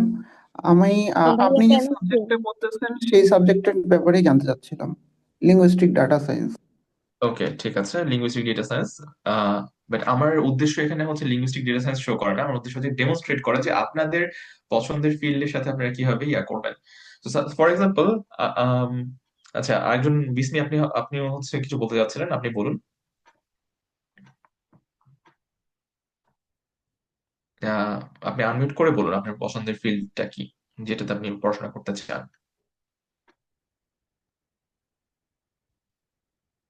ওকে, সুজিত কুমার পাল, আপনি আনমিউট করে বলুন। জি, আনমিউট করুন, হ্যাঁ। জি, শোনা যাচ্ছে আমাকে? ভ্যাকসিনোলজি দিতে পারেন, ভ্যাকসিনোলজি। ভ্যাকসিনোলজি, ভ্যাকসিনোলজির সাথে রিলেটেড অনেক কিছু থাকতে পারে, বাট ওকে। ওকে, একটা আছে, leading international vaccinology education for innovation. আমি একটা প্রোগ্রাম পেয়েছি ভ্যাকসিনোলজির সাথে related, but the thing is যে আপনার প্রোগ্রামের চয়েসটা এত স্পেসিফিক হতে হবে না, আপনি জাস্ট আপনার সাবজেক্টের নামও লিখে দিতে পারেন। For example, vaccinology, it is related to maybe biotechnology, so I will write biotechnology. And আমি যখন ইন্টার চাপবো বায়োটেকনোলজি লিখে, বায়োটেকনোলজির সাথে রিলেটেড যত হচ্ছে প্রোগ্রাম আছে আপনি দেখতে পাচ্ছেন এখানে, সবগুলো প্রোগ্রাম এখানে চলে আসছে। যেমন কি, যে Erasmus Mundus joint masters in insects and solution for sustainable future, biological and chemical engineering, membrane biology. So এখানে অনেকগুলো প্রোগ্রাম চলে আসছে, রাইট? বা একজন বলেছেন যে তিনি আমার প্রোগ্রাম সম্পর্কে জানতে চান। সো আমি হচ্ছে ডেটা সায়েন্স নিয়ে ধরুন পড়াশোনা করতে চাই, লিঙ্গুইস্টিক ডেটা সায়েন্স না, ডেটা সায়েন্স নিয়ে। ডেটা সায়েন্স লিখে আমি ইন্টার চাপলাম, ডেটা সায়েন্স রিলেটেড যতগুলো প্রোগ্রাম আছে সেই প্রোগ্রামগুলো চলে আসবে। সো যেমন এটা কি, যে engineering and data driven intelligent software system, এটা একটা আছে। আমি দেখি এখানে লিঙ্গুইস্টিক ডেটা সায়েন্স আছে কিনা। এই যে European master in linguistic data science. সেখানে অনেকগুলো প্রোগ্রাম আছে যেখানে চলে আসবে, এই প্রোগ্রামগুলোতে আপনি অ্যাপ্লাই করতে পারবেন। এখন আপনি কতগুলো প্রোগ্রামে অ্যাপ্লাই করতে চান? আপনি চাইলে হচ্ছে যত খুশি তত প্রোগ্রাম অ্যাপ্লাই করতে পারেন। এক সময় একটা সিস্টেম ছিল যে আপনি 3টার বেশি প্রোগ্রামে অ্যাপ্লাই করতে পারবেন না, বাট এখন আপনি আপনার ইচ্ছা মতো যত খুশি তত প্রোগ্রামে অ্যাপ্লাই করতে পারবেন, কোনো সমস্যা নেই। তো সাপোজ যে আমি হচ্ছে ডেটা সায়েন্স লিখে সার্চ দিলাম, এন্ড দেন এখানে ডেটা সায়েন্সের যতগুলো প্রোগ্রাম আছে সবগুলো চলে আসলো। এরপর আমি কি করব? আমার পছন্দের একটা প্রোগ্রাম চুজ করবো বা এই প্রোগ্রামগুলো নিয়ে পড়াশোনা করব। সাপোজ যে আমি হচ্ছে লিঙ্গুইস্টিক ডেটা সায়েন্স এটা ওপেন করি। এটা ওপেন করার পরে আমি এদের ওয়েবসাইটে চলে যাব। ওখানে ক্লিক করলে আমাকে লিঙ্গুইস্টিক ডেটা সায়েন্সের ওয়েবসাইটে নিয়ে চলে যাব। খেয়াল রাখবেন যে প্রতিটা প্রোগ্রামের ওয়েবসাইট কিন্তু আলাদা, সবগুলো প্রোগ্রামের ওয়েবসাইট কিন্তু সেম না। তো ওয়েবসাইট গুলো আপনাকে ঘাটতে হবে, ঘাটাঘাটি করে আপনি দেখতে পাবেন যে হচ্ছে অ্যাপ্লিকেশন টাইমলাইন এখানে উল্লেখ করা আছে যে আপনি কোন সময় অ্যাপ্লাই করতে পারবেন, এবং হচ্ছে হাউ টু অ্যাপ্লাই, আপনি কিভাবে অ্যাপ্লাই করতে পারবেন সেটা এখানে চলে আসবে। এখানে আপনি পড়বেন এবং সেই লিঙ্ক গুলো ফলো করে, সেই প্রসিডিউর গুলো ফলো করে আপনি আপনার পছন্দের প্রোগ্রামে অ্যাপ্লাই করবেন। দ্যাটস ইট, আর কিছুই না। তাহলে আপনি আপনার, সাপোজ আপনি যে যে ফিল্ডে পড়াশোনা করেছেন, কেউ ধরেন ইংলিশ নিয়ে পড়াশোনা করেছেন, ইংলিশে লিখবেন ইংলিশ। ওকে, ইংলিশ, যারা ইংলিশে পড়াশোনা করছে তারা অনেক জায়গায় অ্যাপ্লাই করতে পারবে। ওকে, না, এই বায়োফার্মাসিউটিক্যাল চলে আসতেছে, সমস্যা নেই। আমি ল্যাঙ্গুয়েজ দিই, লিঙ্গুইস্টিক্স দিই, ইংলিশ শুধু ইংলিশ না, এটা লিঙ্গুইস্টিক্স। লিঙ্গুইস্টিক্স, ওকে। সো যারা লিঙ্গুইস্টিক্স নিয়ে পড়াশোনা করেছেন বা পড়াশোনা করছেন, তারা এই জিনিসগুলোতে অ্যাপ্লাই করতে পারবেন, যেমন teaching, designing and managing foreign language. So data science of human multimodal communication, এখানে লিঙ্গুইস্টিক ডেটা সায়েন্স যে প্রোগ্রামে পড়াশোনা করছে এখানে অ্যাপ্লাই করতে পারবেন। এডুকেশন, মাইগ্রেশন এন্ড ডাইভার্সিটি, এটাতে অ্যাপ্লাই করতে পারবেন। গ্লোবাল মাইন্ডস অ্যাপ্লাই করতে পারবেন। সো এগেন আপনারা অনেক প্রোগ্রাম পাবেন, আর সেই প্রোগ্রামের ওয়েবসাইট গুলোতে আপনারা যে আপনারা আরো ডিটেলস জানতে পারবেন যে কখন অ্যাপ্লাই করার সময় কিভাবে অ্যাপ্লাই করতে হয়, কোন লিঙ্কে যে অ্যাপ্লাই করতে হয়, এগুলো। এবং আরো রিকোয়ারমেন্ট গুলো কি কি, যেমন আইএলটিএস এর রিকোয়ারমেন্ট কি কি, তারা হচ্ছে 6 যাচ্ছে নাকি 6.5 যাচ্ছে নাকি 7 যাচ্ছে, সেটা আপনি জানতে পারবেন। যত ডিটেলস আছে সেই প্রোগ্রাম সম্পর্কে সেটা আপনারা এই ওয়েবসাইট গুলোতে যে জানতে পারবেন। আপনার কাজ হবে যে আপনার পছন্দের প্রোগ্রামগুলো নিয়ে একটা এক্সেল শিট তৈরি করা, যেখানে একটা কলামে থাকবে প্রোগ্রামের নাম, একটা কলামে থাকবে হচ্ছে যে প্রোগ্রামে অ্যাপ্লিকেশন প্রোগ্রামের লিঙ্ক, আরেকটা কলামে থাকবে প্রোগ্রামে অ্যাপ্লিকেশনের লিঙ্ক, এবং আরেকটা কলামে থাকবে যে ডেডলাইন, কবে আপনি অ্যাপ্লাই করতে পারবেন, অ্যাপ্লিকেশনের ডেডলাইন কবে। তো প্রোগ্রামের নাম, প্রোগ্রামের link, program application link, deadline. অনেকগুলো প্রোগ্রাম দেখবেন যে হচ্ছে অ্যাপ্লিকেশন লিঙ্ক হচ্ছে আম, দেয়া নাই, বলা আছে যে হচ্ছে অমুক সময় অ্যাপ্লিকেশন ওপেন হবে, keep an I on them, চোখ রাখেন যে ঠিক আছে অ্যাপ্লিকেশন লিঙ্ক ওপেন হলে আমি যেন দেখি। তো রেগুলার এদের ওয়েবসাইটে আপনি যাবেন, আপনি এক্সেল শিটে তাদের লিঙ্কগুলো রাখছেন, রেগুলার ওয়েবসাইটে যাবেন আপডেট হয়েছে কিনা সেটা দেখার জন্য। আপডেট হলেই আপনি সেখানে গিয়ে অ্যাপ্লাই করবেন। এবং মোস্ট অফ দ্য প্রোগ্রামের অ্যাপ্লিকেশন শুরু হয় হচ্ছে নভেম্বর থেকে জানুয়ারি ফেব্রুয়ারি এই সময়তে, কোনগুলোতে অক্টোবরে শুরু হয়। সো অক্টোবর, নভেম্বর, ডিসেম্বর, জানুয়ারি, ফেব্রুয়ারি, ভাগ্য ভালো থাকলে কোনো কোনো প্রোগ্রামে মার্চ, এই সময়তেই যত অ্যাপ্লিকেশন চলে। সো এই কয়েকটা মাস আপনি নভেম্বর থেকে ফেব্রুয়ারি বা মার্চ পর্যন্ত আপনি চোখ রাখবেন যে আপনার পছন্দের প্রোগ্রামগুলোর অ্যাপ্লিকেশন উইন্ডো ওপেন হয়েছে কিনা। ওকে, আমি আবার আমার প্রেজেন্টেশনে ব্যাক আসি। ওকে, তো আপনি যখন হচ্ছে আপনার এই সবগুলো জিনিস রেডি, আপনার সবকিছু রেডি, আপনার এসওপি রেডি, আপনার হচ্ছে সিভি রেডি, আপনার লেটার অফ রিকমেন্ডেশন রেডি, আপনার পাসপোর্ট রেডি, আপনার সিটিজেনশিপ সার্টিফিকেট রেডি, আপনার হচ্ছে একাডেমিক সার্টিফিকেট রেডি, দেন আপনি অ্যাপ্লাই করবেন। একাডেমিক সার্টিফিকেটের ক্ষেত্রে কোনো কোনো প্রোগ্রামে তার হচ্ছে ভেরিফাইড সার্টিফিকেট চায়, এবং আপনার সার্টিফিকেট ভেরিফাই করার জন্য একটা ওয়েবসাইট আছে। আমাদের সময় যেটা করতে হতো যে মন্ত্রণালয়ে দৌড়াইতে হতো, ঢাকাতে যেয়ে আমরা হচ্ছে লাইন ধরে থাকতাম ফরেন মিনিস্ট্রির সামনে, তারপর হচ্ছে এডুকেশন মিনিস্ট্রির সামনে আমাদের সার্টিফিকেট নিয়ে যেতাম, যাতে আমাদের সার্টিফিকেট হচ্ছে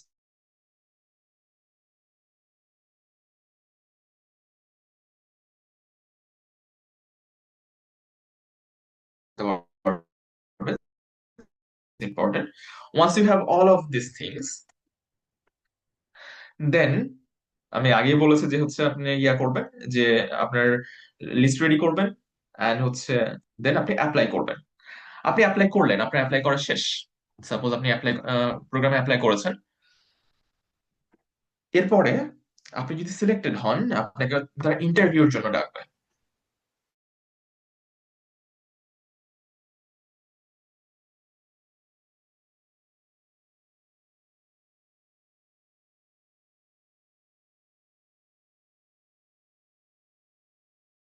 মানে হচ্ছে আপনি মক ইন্টারভিউ নেবেন। আপনি যদি দেখেন যে আপনি সিলেক্টেড হয়েছেন আর আপনাকে ইন্টারভিউর জন্য কল করছে, তখন কি হবে যে আপনি আপনার ফ্রেন্ডকে বলবেন বা আপনার কোন টিচারকে বলবেন যে আপনার একটা মক ইন্টারভিউ নিতে ইরাসমাস মুন্ডাস প্রোগ্রামের জন্য।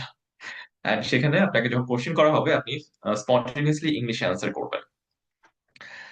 অবশ্যই আপনি প্রিপেয়ার থাকবেন, আপনার পিসি ক্যামেরা কিংবা আপনার পিসির ক্যামেরা কিংবা হচ্ছে ফোন, ফোন যদি থাকে ফোন সবকিছু একদম রেডি রাখবেন, কোনোভাবে ইন্টারভিউ মিস করা যাবে না। এবং আরেকটা বিষয় যে আপনারা হচ্ছে আপনাদের ইমেল রেগুলার চেক রাখবেন, চেক করবেন। অনেকে আছে যে ইমেল হচ্ছে আমরা 5-6 দিন পর পর চেক করি, বা হচ্ছে মাসে একবার চেক করি, বা চেকই করি না, আমাদের ফোন দিয়ে বলতে হয় যে তোমার কাছে একটা ইমেল গেছে, চেক করো। এটা করা যাবে না, আপনি ইমেল নোটিফিকেশন অন করে রাখবেন, যেগুলো হচ্ছে অপ্রয়োজনীয় জিনিস সেগুলো আনসাবস্ক্রাইব করে রাখবেন, এবং আপনার ইমেইলে যে প্রয়োজনীয় জিনিসগুলো আসবে সেগুলোর জন্য আপনার কাছে রেগুলার নোটিফিকেশন আসে সেই ব্যবস্থা করে রাখবেন। কারণ এরকম হতে পারে যে আপনি প্রোগ্রামে সিলেক্টেড হয়েছেন কিন্তু আপনি রেসপন্ড করেন নাই, আপনাকে বাদ দিয়ে দিয়েছেন। আপনাকে বলছে যে আপনি আপনি সিলেক্টেড হয়েছেন, আপনি অ্যাকসেপ্ট করবেন কিনা, আপনি রেসপন্ডই করেন নাই, আপনাকে বাদ দিয়ে দিয়েছে, এটা হতে পারে। So don't do that. আপনি অবশ্যই আপনার রেগুলার ইমেল চেক করবেন। তো সাপোজ আপনি ইমেল চেক করছেন, আপনাকে বলছে যে তুমি সিলেক্টেড হয়েছো, তুমি অ্যাকসেপ্ট করবে কিনা, আপনি রিপ্লাই করেছেন যে হ্যাঁ আমি সিলেক্টেড হয়েছে, আমি অ্যাকসেপ্ট করছি। দে উইল সে যে আচ্ছা ঠিক আছে, then let's go for an interview, আর আপনাকে একটা ইন্টারভিউর জন্য ডাকবে। আজকে কি হয়েছে, আজকে একটা মজার ঘটনা ঘটেছে। যখন আমি হচ্ছে এই যে আজকে যে প্রোগ্রাম চলছে এই প্রোগ্রামে জয়েন করি, তখন হঠাৎ করে আমার জুম আপডেট নেওয়া শুরু করেছে। জুম বলছে যে না তুমি অনেকদিন জুম ইউজ করো নাই, জুম আপডেট করতে হবে। এন্ড দেন শেষ মুহূর্তে এসে আমি জয়েন করেছি, হয়তো আমি আরো 5-6 মিনিট আগে জয়েন করতাম। তো খেয়াল রাখবেন যে আপনার জন্য সব জুম টুম আপডেটেড থাকে, বা আপনি হচ্ছে যে পিসি ইউজ করছেন সেখানে ক্যামেরা ঠিক থাকে, সেখানে মাইক্রোফোন ঠিক থাকে, সবকিছু ঠিক থাকে। কারণ this is your one opportunity, যেটা আপনার মিস করা যাবে না। ওকে, অ্যান্ড ইন্টারভিউতে আপনি সাপোজ যে ভালো পারফর্ম করেছেন, অ্যান্ড সিলেক্টেড ক্যান্ডিডেটের মধ্যে থেকে দেখা যাচ্ছে যে 500 জন ক্যান্ডিডেটের মধ্যে থেকে মাত্র 15 জনকে চুজ করছে, তাদের মধ্যে আপনি একজন। দেন তারা আপনাকে আবার ইমেল দেবে যে আপনি সিলেক্টেড হয়েছেন, ফাইনালি সিলেক্টেড হয়েছেন, আপনি অ্যাকসেপ্ট করেন, এন্ড আপনাকে আবার মেইল দিতে হবে যে হ্যাঁ আমি অ্যাকসেপ্ট করছি। And again keep an I on your email, ইমেলের উপর চোখ রাখবেন। অলরাইট, যখন আপনি রেজাল্ট পাবেন দেন তারপর ওরাই হচ্ছে আপনাকে মেইল দিয়ে আপনাকে গাইড করবে কিভাবে ভিসা প্রসেসিং করতে হবে, কিভাবে ভিসার জন্য অ্যাপ্লাই করতে হবে। এন্ড সেটা একটা ডিফারেন্ট প্রসেস, বাট আজকে আমাদের সময় শেষ, এন্ড আমি সেটা আজকে এই জন্য হচ্ছে আমাদের আম, এই মানে প্রেজেন্টেশনের মধ্যে অ্যাড করি নাই যে কিভাবে আমাদের ভিসা প্রসেসিং করতে হবে, কিভাবে বা কিভাবে কি করতে হবে। আগে আপনাকে সিলেক্টেড হইতে হবে প্রোগ্রামের জন্য। আপনি যখন স্কলারশিপ পেয়ে গেছেন, ভিসা প্রসেসিং আপনি তারপরে করতে পারবেন, বা you can like get help from someone else. আপনি ইরাসমাস মুন্ডাস স্কলারশিপে যারা প্রিভিয়াসলি গিয়েছে, যারা অ্যালামনাই আছে, তাদের কাছ থেকে আপনি হেল্প নিতে পারবেন। সো নো ওয়ারিজ যে আপনি ভিসা প্রসেসিং কিভাবে করবেন সেটা নিয়ে আপনার দুশ্চিন্তা করার দরকার নেই। সো যেটা হচ্ছে যে আপনি এই ইরাসমাস মুন্ডাস প্রোগ্রাম যখন আপনি অ্যাপ্লাই করবেন, সিলেক্টেড হবেন, then you are good to go. আপনি তারপর দেখা যাবে যে ভিসা প্রসেসিং এর পরে আপনি একদিন প্লেনের টিকিট কাটবেন, এন্ড দেন এখানে এসে পড়াশোনা শুরু করবেন। That's it. এবং আমি যেটা বললাম যে ধরেন 500 জন কিংবা হচ্ছে 1000 জনের মধ্যে থেকে 15 জন সিলেক্ট করছে, এটাতে ভয় পাওয়ার কিছু নাই। ইরাসমাস মুন্ডাস প্রোগ্রামে আসলে তারা সিলেক্ট করে based on your ability, based on your profile, এবং শুধুমাত্র একটা দিকে না, আপনার অনেকগুলো দিক বিবেচনা করে তারা আপনাকে নেয়। যেমন হচ্ছে আপনার রেজাল্ট কেমন, আপনার হচ্ছে রিসার্চ এক্সপিরিয়েন্স আছে কিনা, আপনার রিলেভেন্ট ওয়ার্ক এক্সপিরিয়েন্স আছে কিনা, আপনার হচ্ছে আম, এই বিষয়ে ইন্টারেস্ট কেমন, আপনি এর সাথে রিলেটেড কোনো কোর্স করেছেন কিনা, আপনার আইএলটিএস স্কোর কেমন, আপনার হচ্ছে লেটার অফ মোটিভেশন কেমন ভালো হয়েছে, আপনার লেটার অফ রিকমেন্ডেশন কেমন ভালো হয়েছে, এবং আপনি ইন্টারভিউতে কেমন করেছেন যখন আপনার অনলাইনে ইন্টারভিউ নেওয়া হচ্ছে, সবকিছুর উপর বেস করে নেওয়া হয়। আপনার একদিকে ধরেন ঘাটতি আছে, আপনার কোনো জব এক্সপিরিয়েন্স নাই, সমস্যা নাই।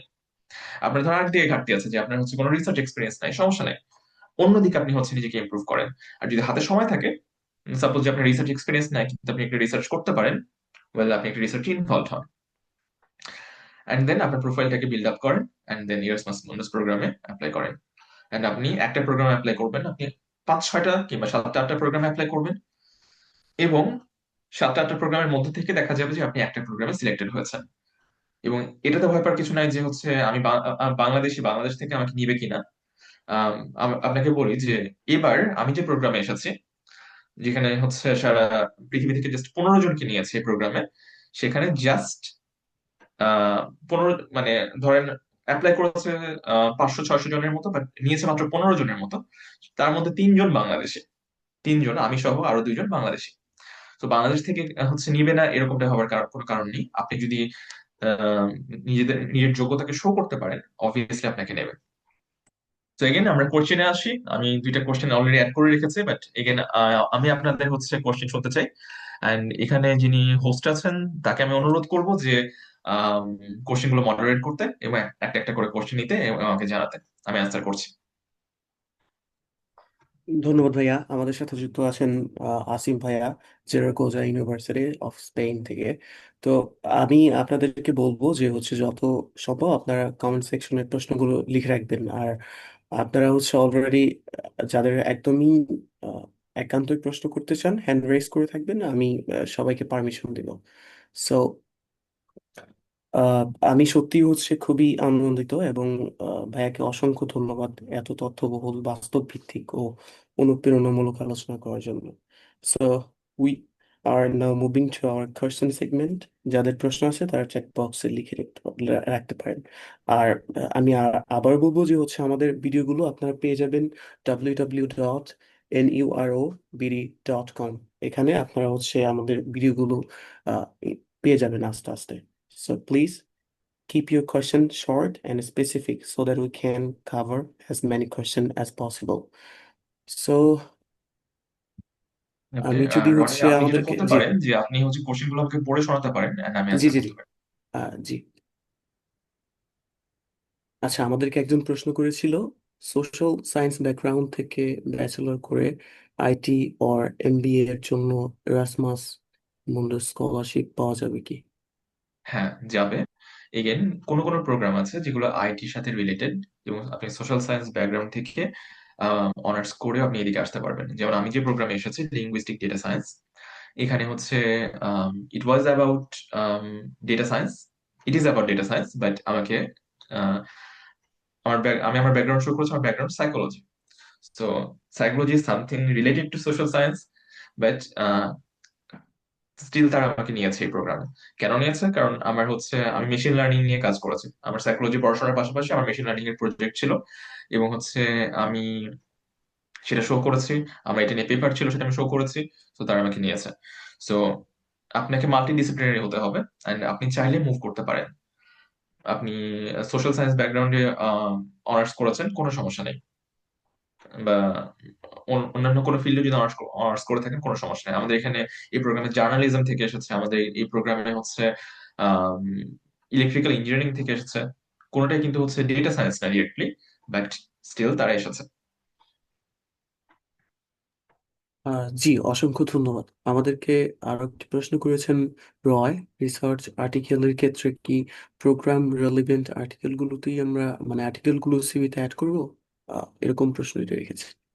আচ্ছা, আমি অ্যান্সারটা করছি তার আগে আগের প্রশ্নে আমি আর একটু কিছু অ্যাড করতে চাই, যে তবে কোন কোন প্রোগ্রামে ওরা তার প্রিরিকুইজিট লিখে রাখে যে এটা আপনার হচ্ছে আম, ইয়ে থাকতে হবে, মানে আপনার ব্যাকগ্রাউন্ড থাকতে হবে। যেমন ফিজিক্স একটা প্রোগ্রাম আছে যেখানে তারা স্পেসিফিক্যালি লিখে রেখেছে আপনার ফিজিক্স অথবা ম্যাথের ব্যাকগ্রাউন্ড থাকতে হবে।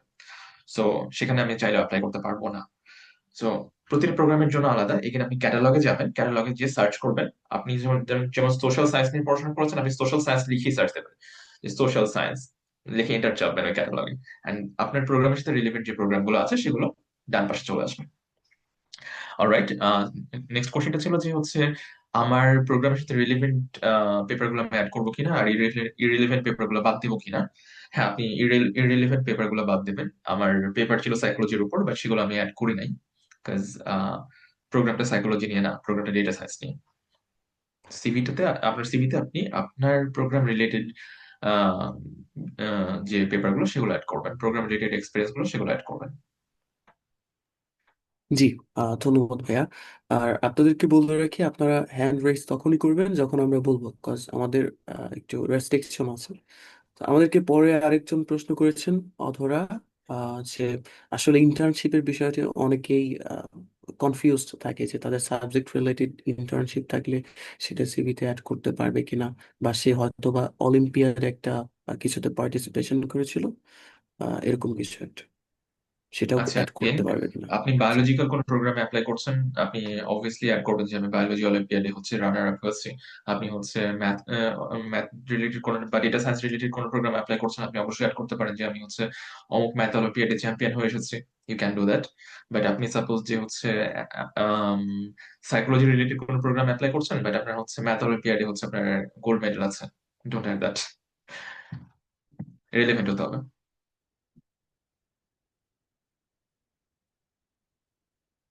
ওকে, next question.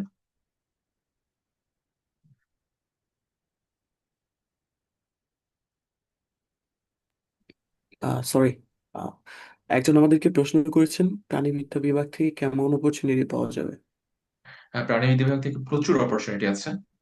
Two be honest, যে প্রাণীবিদ্যা বিভাগ হচ্ছে একটা আমব্রেলা বিভাগ যার আন্ডারে আপনি অনেক দিকে যেতে পারবেন। আপনি জেনেটিক ইঞ্জিনিয়ারিং দিকে যেতে পারবেন, আপনি মেমব্রেন ইঞ্জিনিয়ারিং দিকে যেতে পারবেন, আপনি হচ্ছে ভাইরোলজির দিকে যেতে পারবেন, আপনি অনেক দিকে যেতে পারবেন। So it has a huge opportunity, because এটা একটা আমব্রেলা বিভাগ।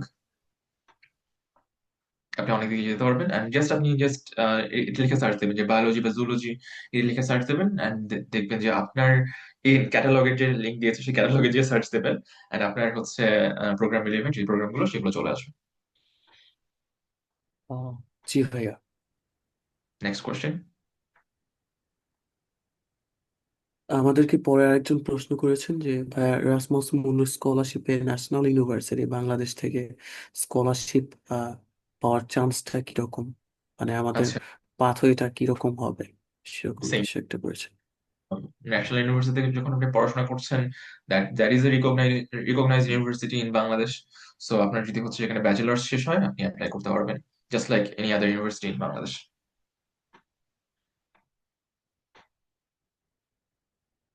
জি, আমাদেরকে হচ্ছে আহ,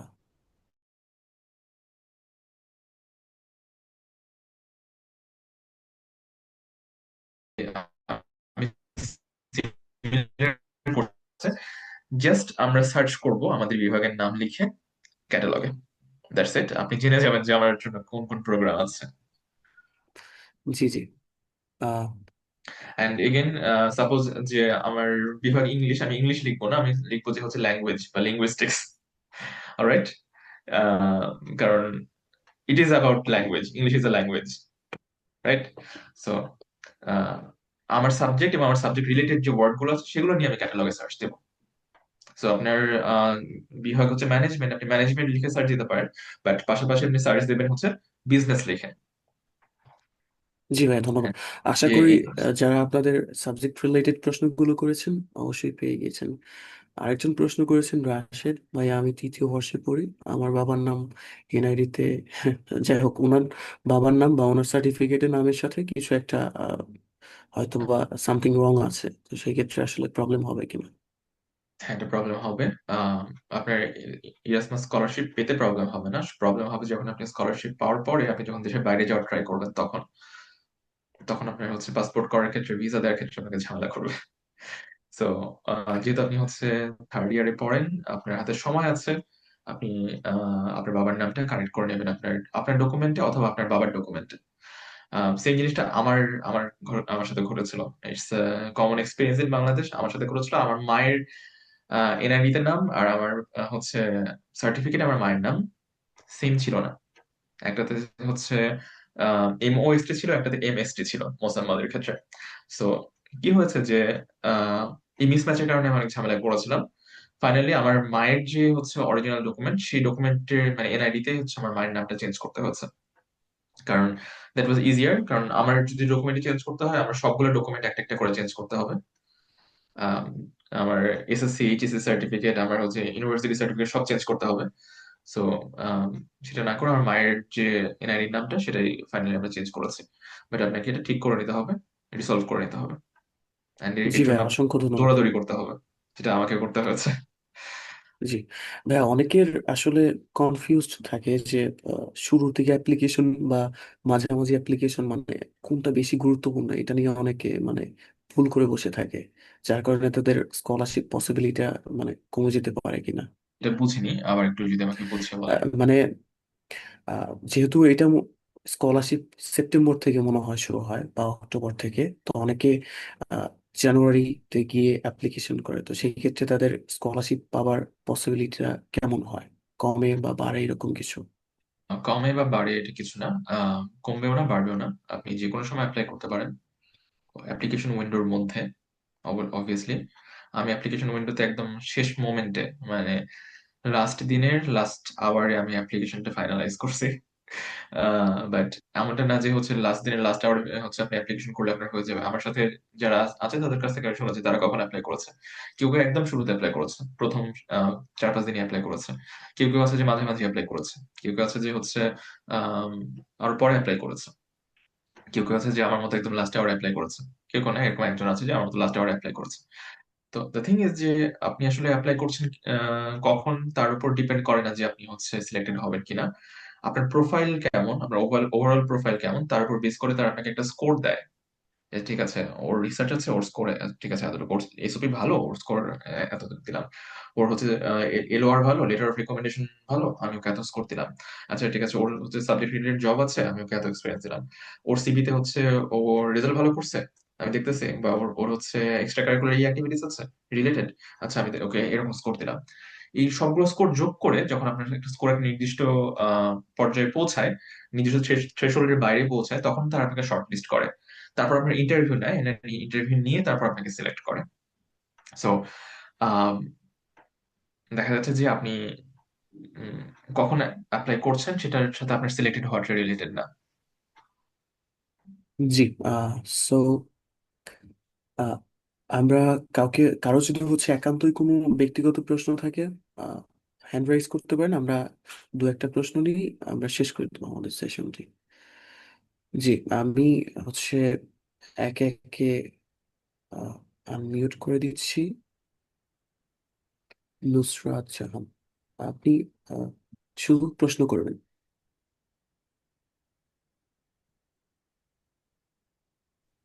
আসসালামু আলাইকুম ভাইয়া। আমি বোটানি ডিপার্টমেন্টের সেকেন্ড ইয়ারে।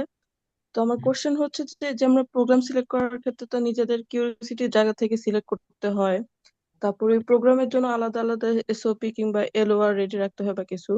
তো এক্ষেত্রে যে আমার যে কোয়ালিফিকেশনস ওগুলোর ক্ষেত্রে আমার নলেজটাকে কিভাবে আমি আরো বেশি ভাস্ট রাখতে পারবো? আচ্ছা, আপনার কোয়ালিফিকেশন বাড়ানোর জন্য সাপোজ যে আপনি টার্গেট করেছেন যে জি। আমি এই প্রোগ্রামে যাব এরাসমাস মুন্ডাসে। আপনি যেহেতু এখন এখনো আপনার একাডেমিক অনেক সময় বাকি আছে, আপনি ধরেন আরো 2 বছর কিংবা 3 বছর পরে পাশ করে বের হবেন। আপনি দেখবেন যে কোন কোন প্রোগ্রাম গুলো আরো 2-3 বছর মেয়াদ আছে। সব প্রোগ্রামের মেয়াদ কিন্তু সবসময় থাকে না। কোনো কোনো প্রোগ্রাম দেখা যায় যে 2026 সাল পর্যন্ত আছে, কোনো প্রোগ্রাম 2030 সাল পর্যন্ত আছে, কোনো কোনো প্রোগ্রাম 2032 সাল পর্যন্ত আছে, এরকম। আপনি খেয়াল রাখবেন যে ঠিক আছে আমি এই প্রোগ্রামে দিতে চাই, যে প্রোগ্রামের মেয়াদ গুলো আছে। ইভেন ক্যাটালগে ঢুকলে আপনি সে প্রোগ্রাম গুলো পেয়ে যাবেন, এবং প্রোগ্রামের মধ্যে ঢুকলে আপনি প্রোগ্রামের টাইম লাইনও পেয়ে যাবেন। তো আহ, সে রিলেটেড আপনি স্কিল ডেভেলপ করতে পারেন। সাপোজ যে আপনি বোটানি ডিপার্টমেন্টে যাচ্ছেন, সেখানে বোটানি ডিপার্টমেন্ট থেকে বোটানি ডিপার্টমেন্টে আছেন, আপনি এমন একটা প্রোগ্রামে যেতে যাচ্ছেন যেখানে তারা চাচ্ছেন যে আমার পিসিআর স্কিল লাগবে। তো আপনি পিসিআর স্কিল কোন একটা ল্যাবে যে ইন্টার্নশিপ করে সে পিসিআর স্কিল ডেভেলপ করতে পারেন, and সেটা আপনার সিভিতে অ্যাড করতে পারেন যে ঠিক আছে আমি অঙ্ক ল্যাবে এতদিন কাজ করেছি এন্ড আমার পিসিআর স্কিল আছে। So like that. সো আপনি আপনার স্কিল ডেভেলপ করতে পারেন, বা কিংবা ইন জেনারেল কিছু স্কিল ডেভেলপ করতে পারেন যেটা বায়োলজিক্যাল ফিল্ডে দরকার হতে পারে, এন্ড সেটা আপনাকে জি, এগিয়ে রাখবো থেকে। জি ভাইয়া, অসংখ্য ধন্যবাদ। শ্রাবণী, আপনি সংক্ষিপ্ত করে শুধু প্রশ্নটি করুন।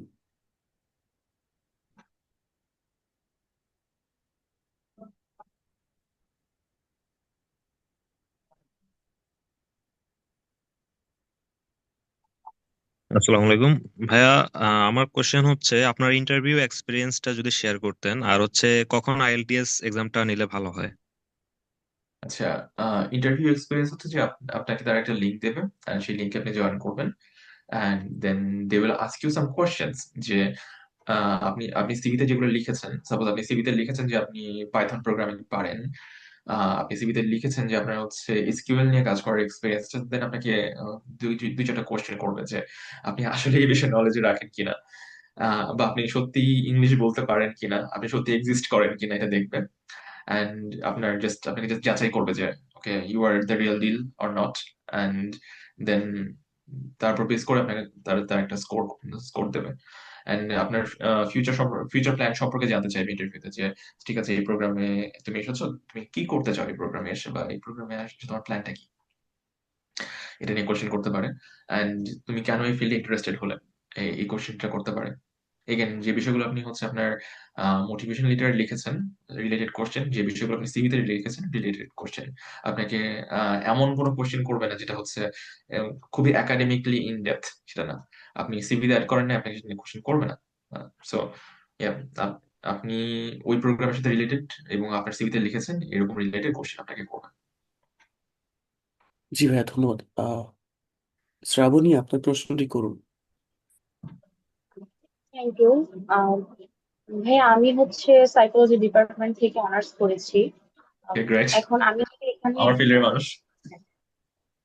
হ্যাঁ, আমি এখানে যদি মাস্টার্স করে দেন ডাবল মাস্টার্স এর জন্য ট্রাই করতে পারবো কিনা ইরাসমাস মন্ডেস স্কলারশিপ দিয়ে, ফার্স্ট কোশ্চেন। দেন আমার যে ফোর্থ ইয়ারের একটা প্রজেক্ট আছে, রিসার্চ প্রজেক্ট, সেটা আমি কোনো জার্নালে পাবলিশ করে দেন এখানে অ্যাড করলে ভালো হবে কিনা, এটা একটু জানালে ভালো হবে। অ্যান্ড আমাদের যে সাইকোলজির যে কোর্স গুলো থাকে, সিবিটি কোর্স, ডিবিটি কোর্স, সেটা কি ট্রেনিং সেকশনে অ্যাড করবো, বা কোর্স গুলো কি করে থাকা ম্যান্ডেটরি কিনা স্কলারশিপের জন্য, এটা একটু জানালে মানে খুবই ভালো হয়। Lost track, what was the first question, sorry. Second কোশ্চেনের অ্যান্সার যে ইয়েস। আপনি সেকেন্ড মাস্টার, আচ্ছা আপনি বলছেন সেকেন্ড মাস্টার্স করে আপনি অ্যাপ্লাই করতে পারবেন কিনা? হ্যাঁ, আপনি সেকেন্ড মাস্টার্স করে অ্যাপ্লাই করতে পারবেন, কোনো সমস্যা নেই। আমি সেকেন্ড মাস্টার্স করেছি ক্লিনিক্যাল সাইকোলজিতে, and তারপর আমি অ্যাপ্লাই করেছি। এন্ড আমি যে সেকেন্ড মাস্টার্স করেছি আমি সেটা উল্লেখ করেছি যে হ্যাঁ আমার সেকেন্ড মাস্টার্স আছে, আমার সেকেন্ড মাস্টার্স রেজাল্ট ওইটা। Sorry, first masters, sorry, second masters জন্য অ্যাপ্লাই করতে পারবো কিনা, আমি ফার্স্ট মাস্টার্স করছি, ফার্স্ট মাস্টার্স রেজাল্ট ওইটা। সো সেকেন্ড মাস্টার্স আমি এই প্রোগ্রামে করতে চাই, সেটা আপনি পারবেন। আপনার সাবজেক্ট রিলেটেড যে স্কিল গুলো আছে সেগুলো আপনি যদি কোনো কোর্স করে থাকেন বা আপনার ডিপার্টমেন্টের বাইরে, ডিপার্টমেন্টে ধরেন আপনি সিবিটি বা ডিবিটি কোনো শিখেছেন, ক্লাসে করেছেন, কোর্স করেছেন, সেটা না, আপনি ডিপার্টমেন্টের বাইরে আলাদাভাবে কোনো সিবিটি বা ডিবিটি কোনো ট্রেনিং নিয়েছেন কিনা, যদি নিয়ে থাকে সেটা অ্যাড করবেন। আর আহ, আপনার যে ফোর্থ ইয়ারের যে পাবলিক সরি রিসার্চ ছিল, যে ফিল্ড ওয়ার্ক ছিল, সেটা আপনি কোন একটা জার্নালে পাবলিশ করবেন। জার্নালে পাবলিশ করার পর সেই জার্নালে পাবলিশ করেছেন সেটা আপনি অ্যাড করবেন, এবং সেটা লিঙ্কও দিয়ে দেবেন আপনার সিভিতে, যাতে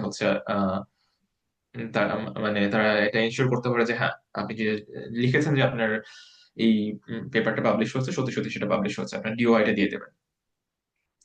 সো হ্যাঁ, আপনি সেকেন্ড মাস্টার্স করতে পারবেন, আপনি ওটা পাবলিশ করতে পারবেন, পাবলিশ করে অ্যাড করতে পারবেন, এন্ড আপনি আপনার যদি এক্সট্রা ট্রেনিং থাকে সেটা অ্যাড করতে পারবেন। জি ভাইয়া, আমাদের একটা ইন্টারেস্টিং প্রশ্ন, সেটা একজন করেছেন যে অনার্সের পরে যদি গ্যাপ থাকে তাহলে আসলে মাস্টার্সে কোনো প্রবলেম হয় কিনা সেক্ষেত্রে। ওকে, অনেক সময় অনার্স এর পরে যদি দীর্ঘ গ্যাপ থাকে, সাপোজ যে 1 বছর 2 বছর গ্যাপে কোনো সমস্যা হয় না, বাট সাপোজ যে আপনার 5-6 বছর 8 বছর গ্যাপ আছে, তখন আপনাকে তারা কোয়েশ্চেন করতে পারে যে এই গ্যাপে আপনি কি করেছেন। এন্ড তখন আপনাকে এটা প্রুভ করতে হবে যে আমি সাবজেক্ট রিলেটেড কোনো কিছু একটা করেছি, সাপোজ আমি সাবজেক্ট রিলেটেড রিসার্চ করেছি কিংবা সাবজেক্ট রিলেটেড জব করেছি, তাহলে সমস্যা নেই। যেমন শ্রাবণী যেমন বললেন যে তিনি ক্লিনিক্যাল সাইকোলজি নিয়ে পড়াশোনা করেছেন, তো তিনি যখন কোনো একটা জায়গায় সাইকোলজিস্ট হয়ে যদি কাজ করে থাকেন কিংবা সাইকোলজি রিলেটেড কোনো একটা ফিল্ডে জব করে থাকেন, 5 বছর পরে যদি তিনি একটা সেকেন্ড মাস্টার্সের জন্য অ্যাপ্লাই করেন, সমস্যা নেই, কোনো সমস্যা নেই। আমাদের এখানে এরকম অনেক মানুষ আছে যাদের বয়স 30 বছর 33 বছর, তারাও এসেছে। আবার এমন অনেক মানুষ আছে যাদের বয়স 26 বছর 21 বছর, তারাও এসেছে। সো গ্যাপ থাকাটা সমস্যা না, বাট আপনাকে শো করতে হবে যে গ্যাপের মধ্যে আপনি কি করেছেন। জি ভাইয়া, ধন্যবাদ। মাহির, আপনি সংক্ষিপ্ত করে আপনার প্রশ্নটি করুন।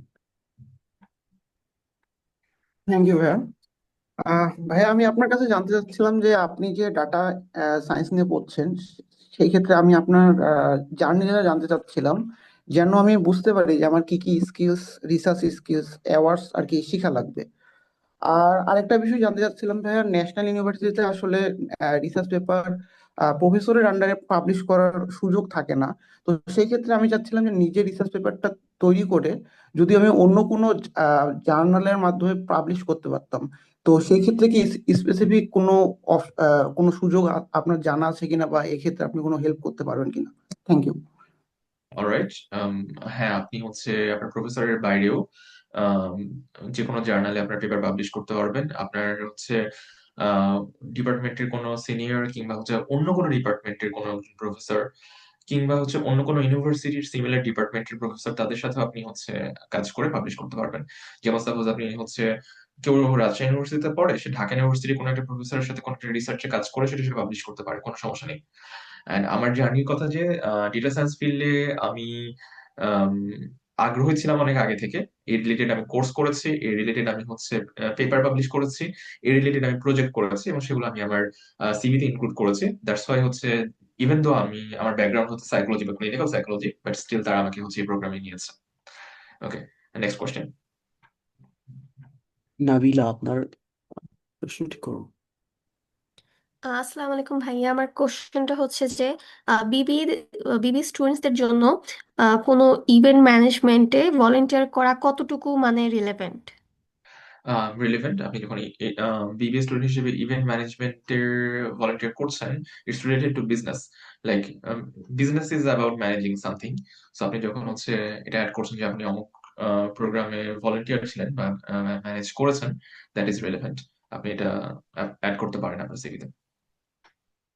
আর আরো বেটার হয় যদি সেটা কোনো বিজনেস রিলেটেড প্রোগ্রামে আপনি ভলান্টিয়ার করেন।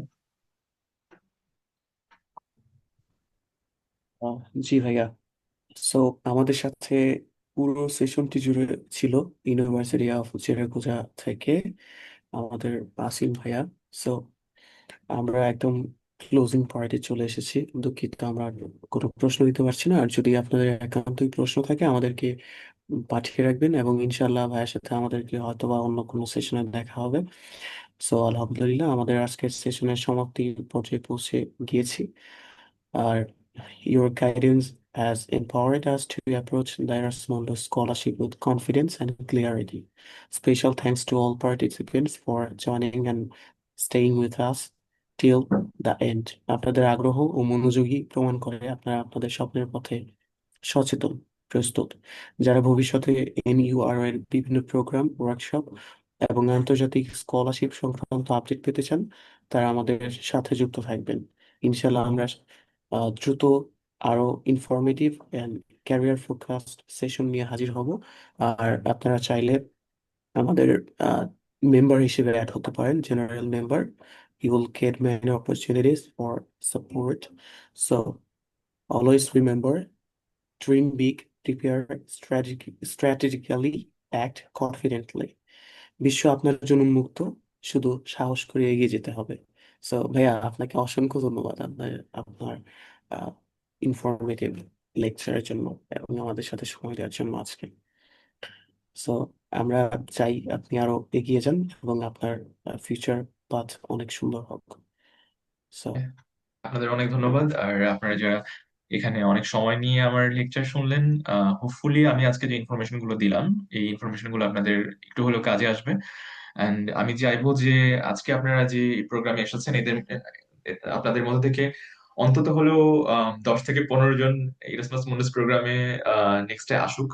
অ্যান্ড হয়তো আজকে আমি এখানে যেমন কথা বলছি, আপনারা হয়তো ফিউচারে আপনাদের জুনিয়রদের সামনে এভাবে কথা বলবেন অ্যান্ড তাদেরকে ইন্সপায়ার করবেন এই ইরাসমাস মুন্ডাস প্রোগ্রামে আসার জন্য। সো এগেন সবাইকে ধন্যবাদ। অ্যান্ড আমার খুবই ভালো লাগছে আপনাদের সাথে এই প্রোগ্রামে থাকতে পেরে and এই প্রোগ্রামে আপনাদেরকে ইনফরমেশন গুলো জানাতে পেরে। Again thanks to all. জি ভাই, ধন্যবাদ আপনাকে। সো সবাইকে রমজানের শুভেচ্ছা, আমাদের জন্য দোয়া রাখবেন। আসসালামু আলাইকুম ওয়া রাহমাতুল্লাহি ওয়া বারাকাতুহু। Thank you very much. শুভরাত্রি।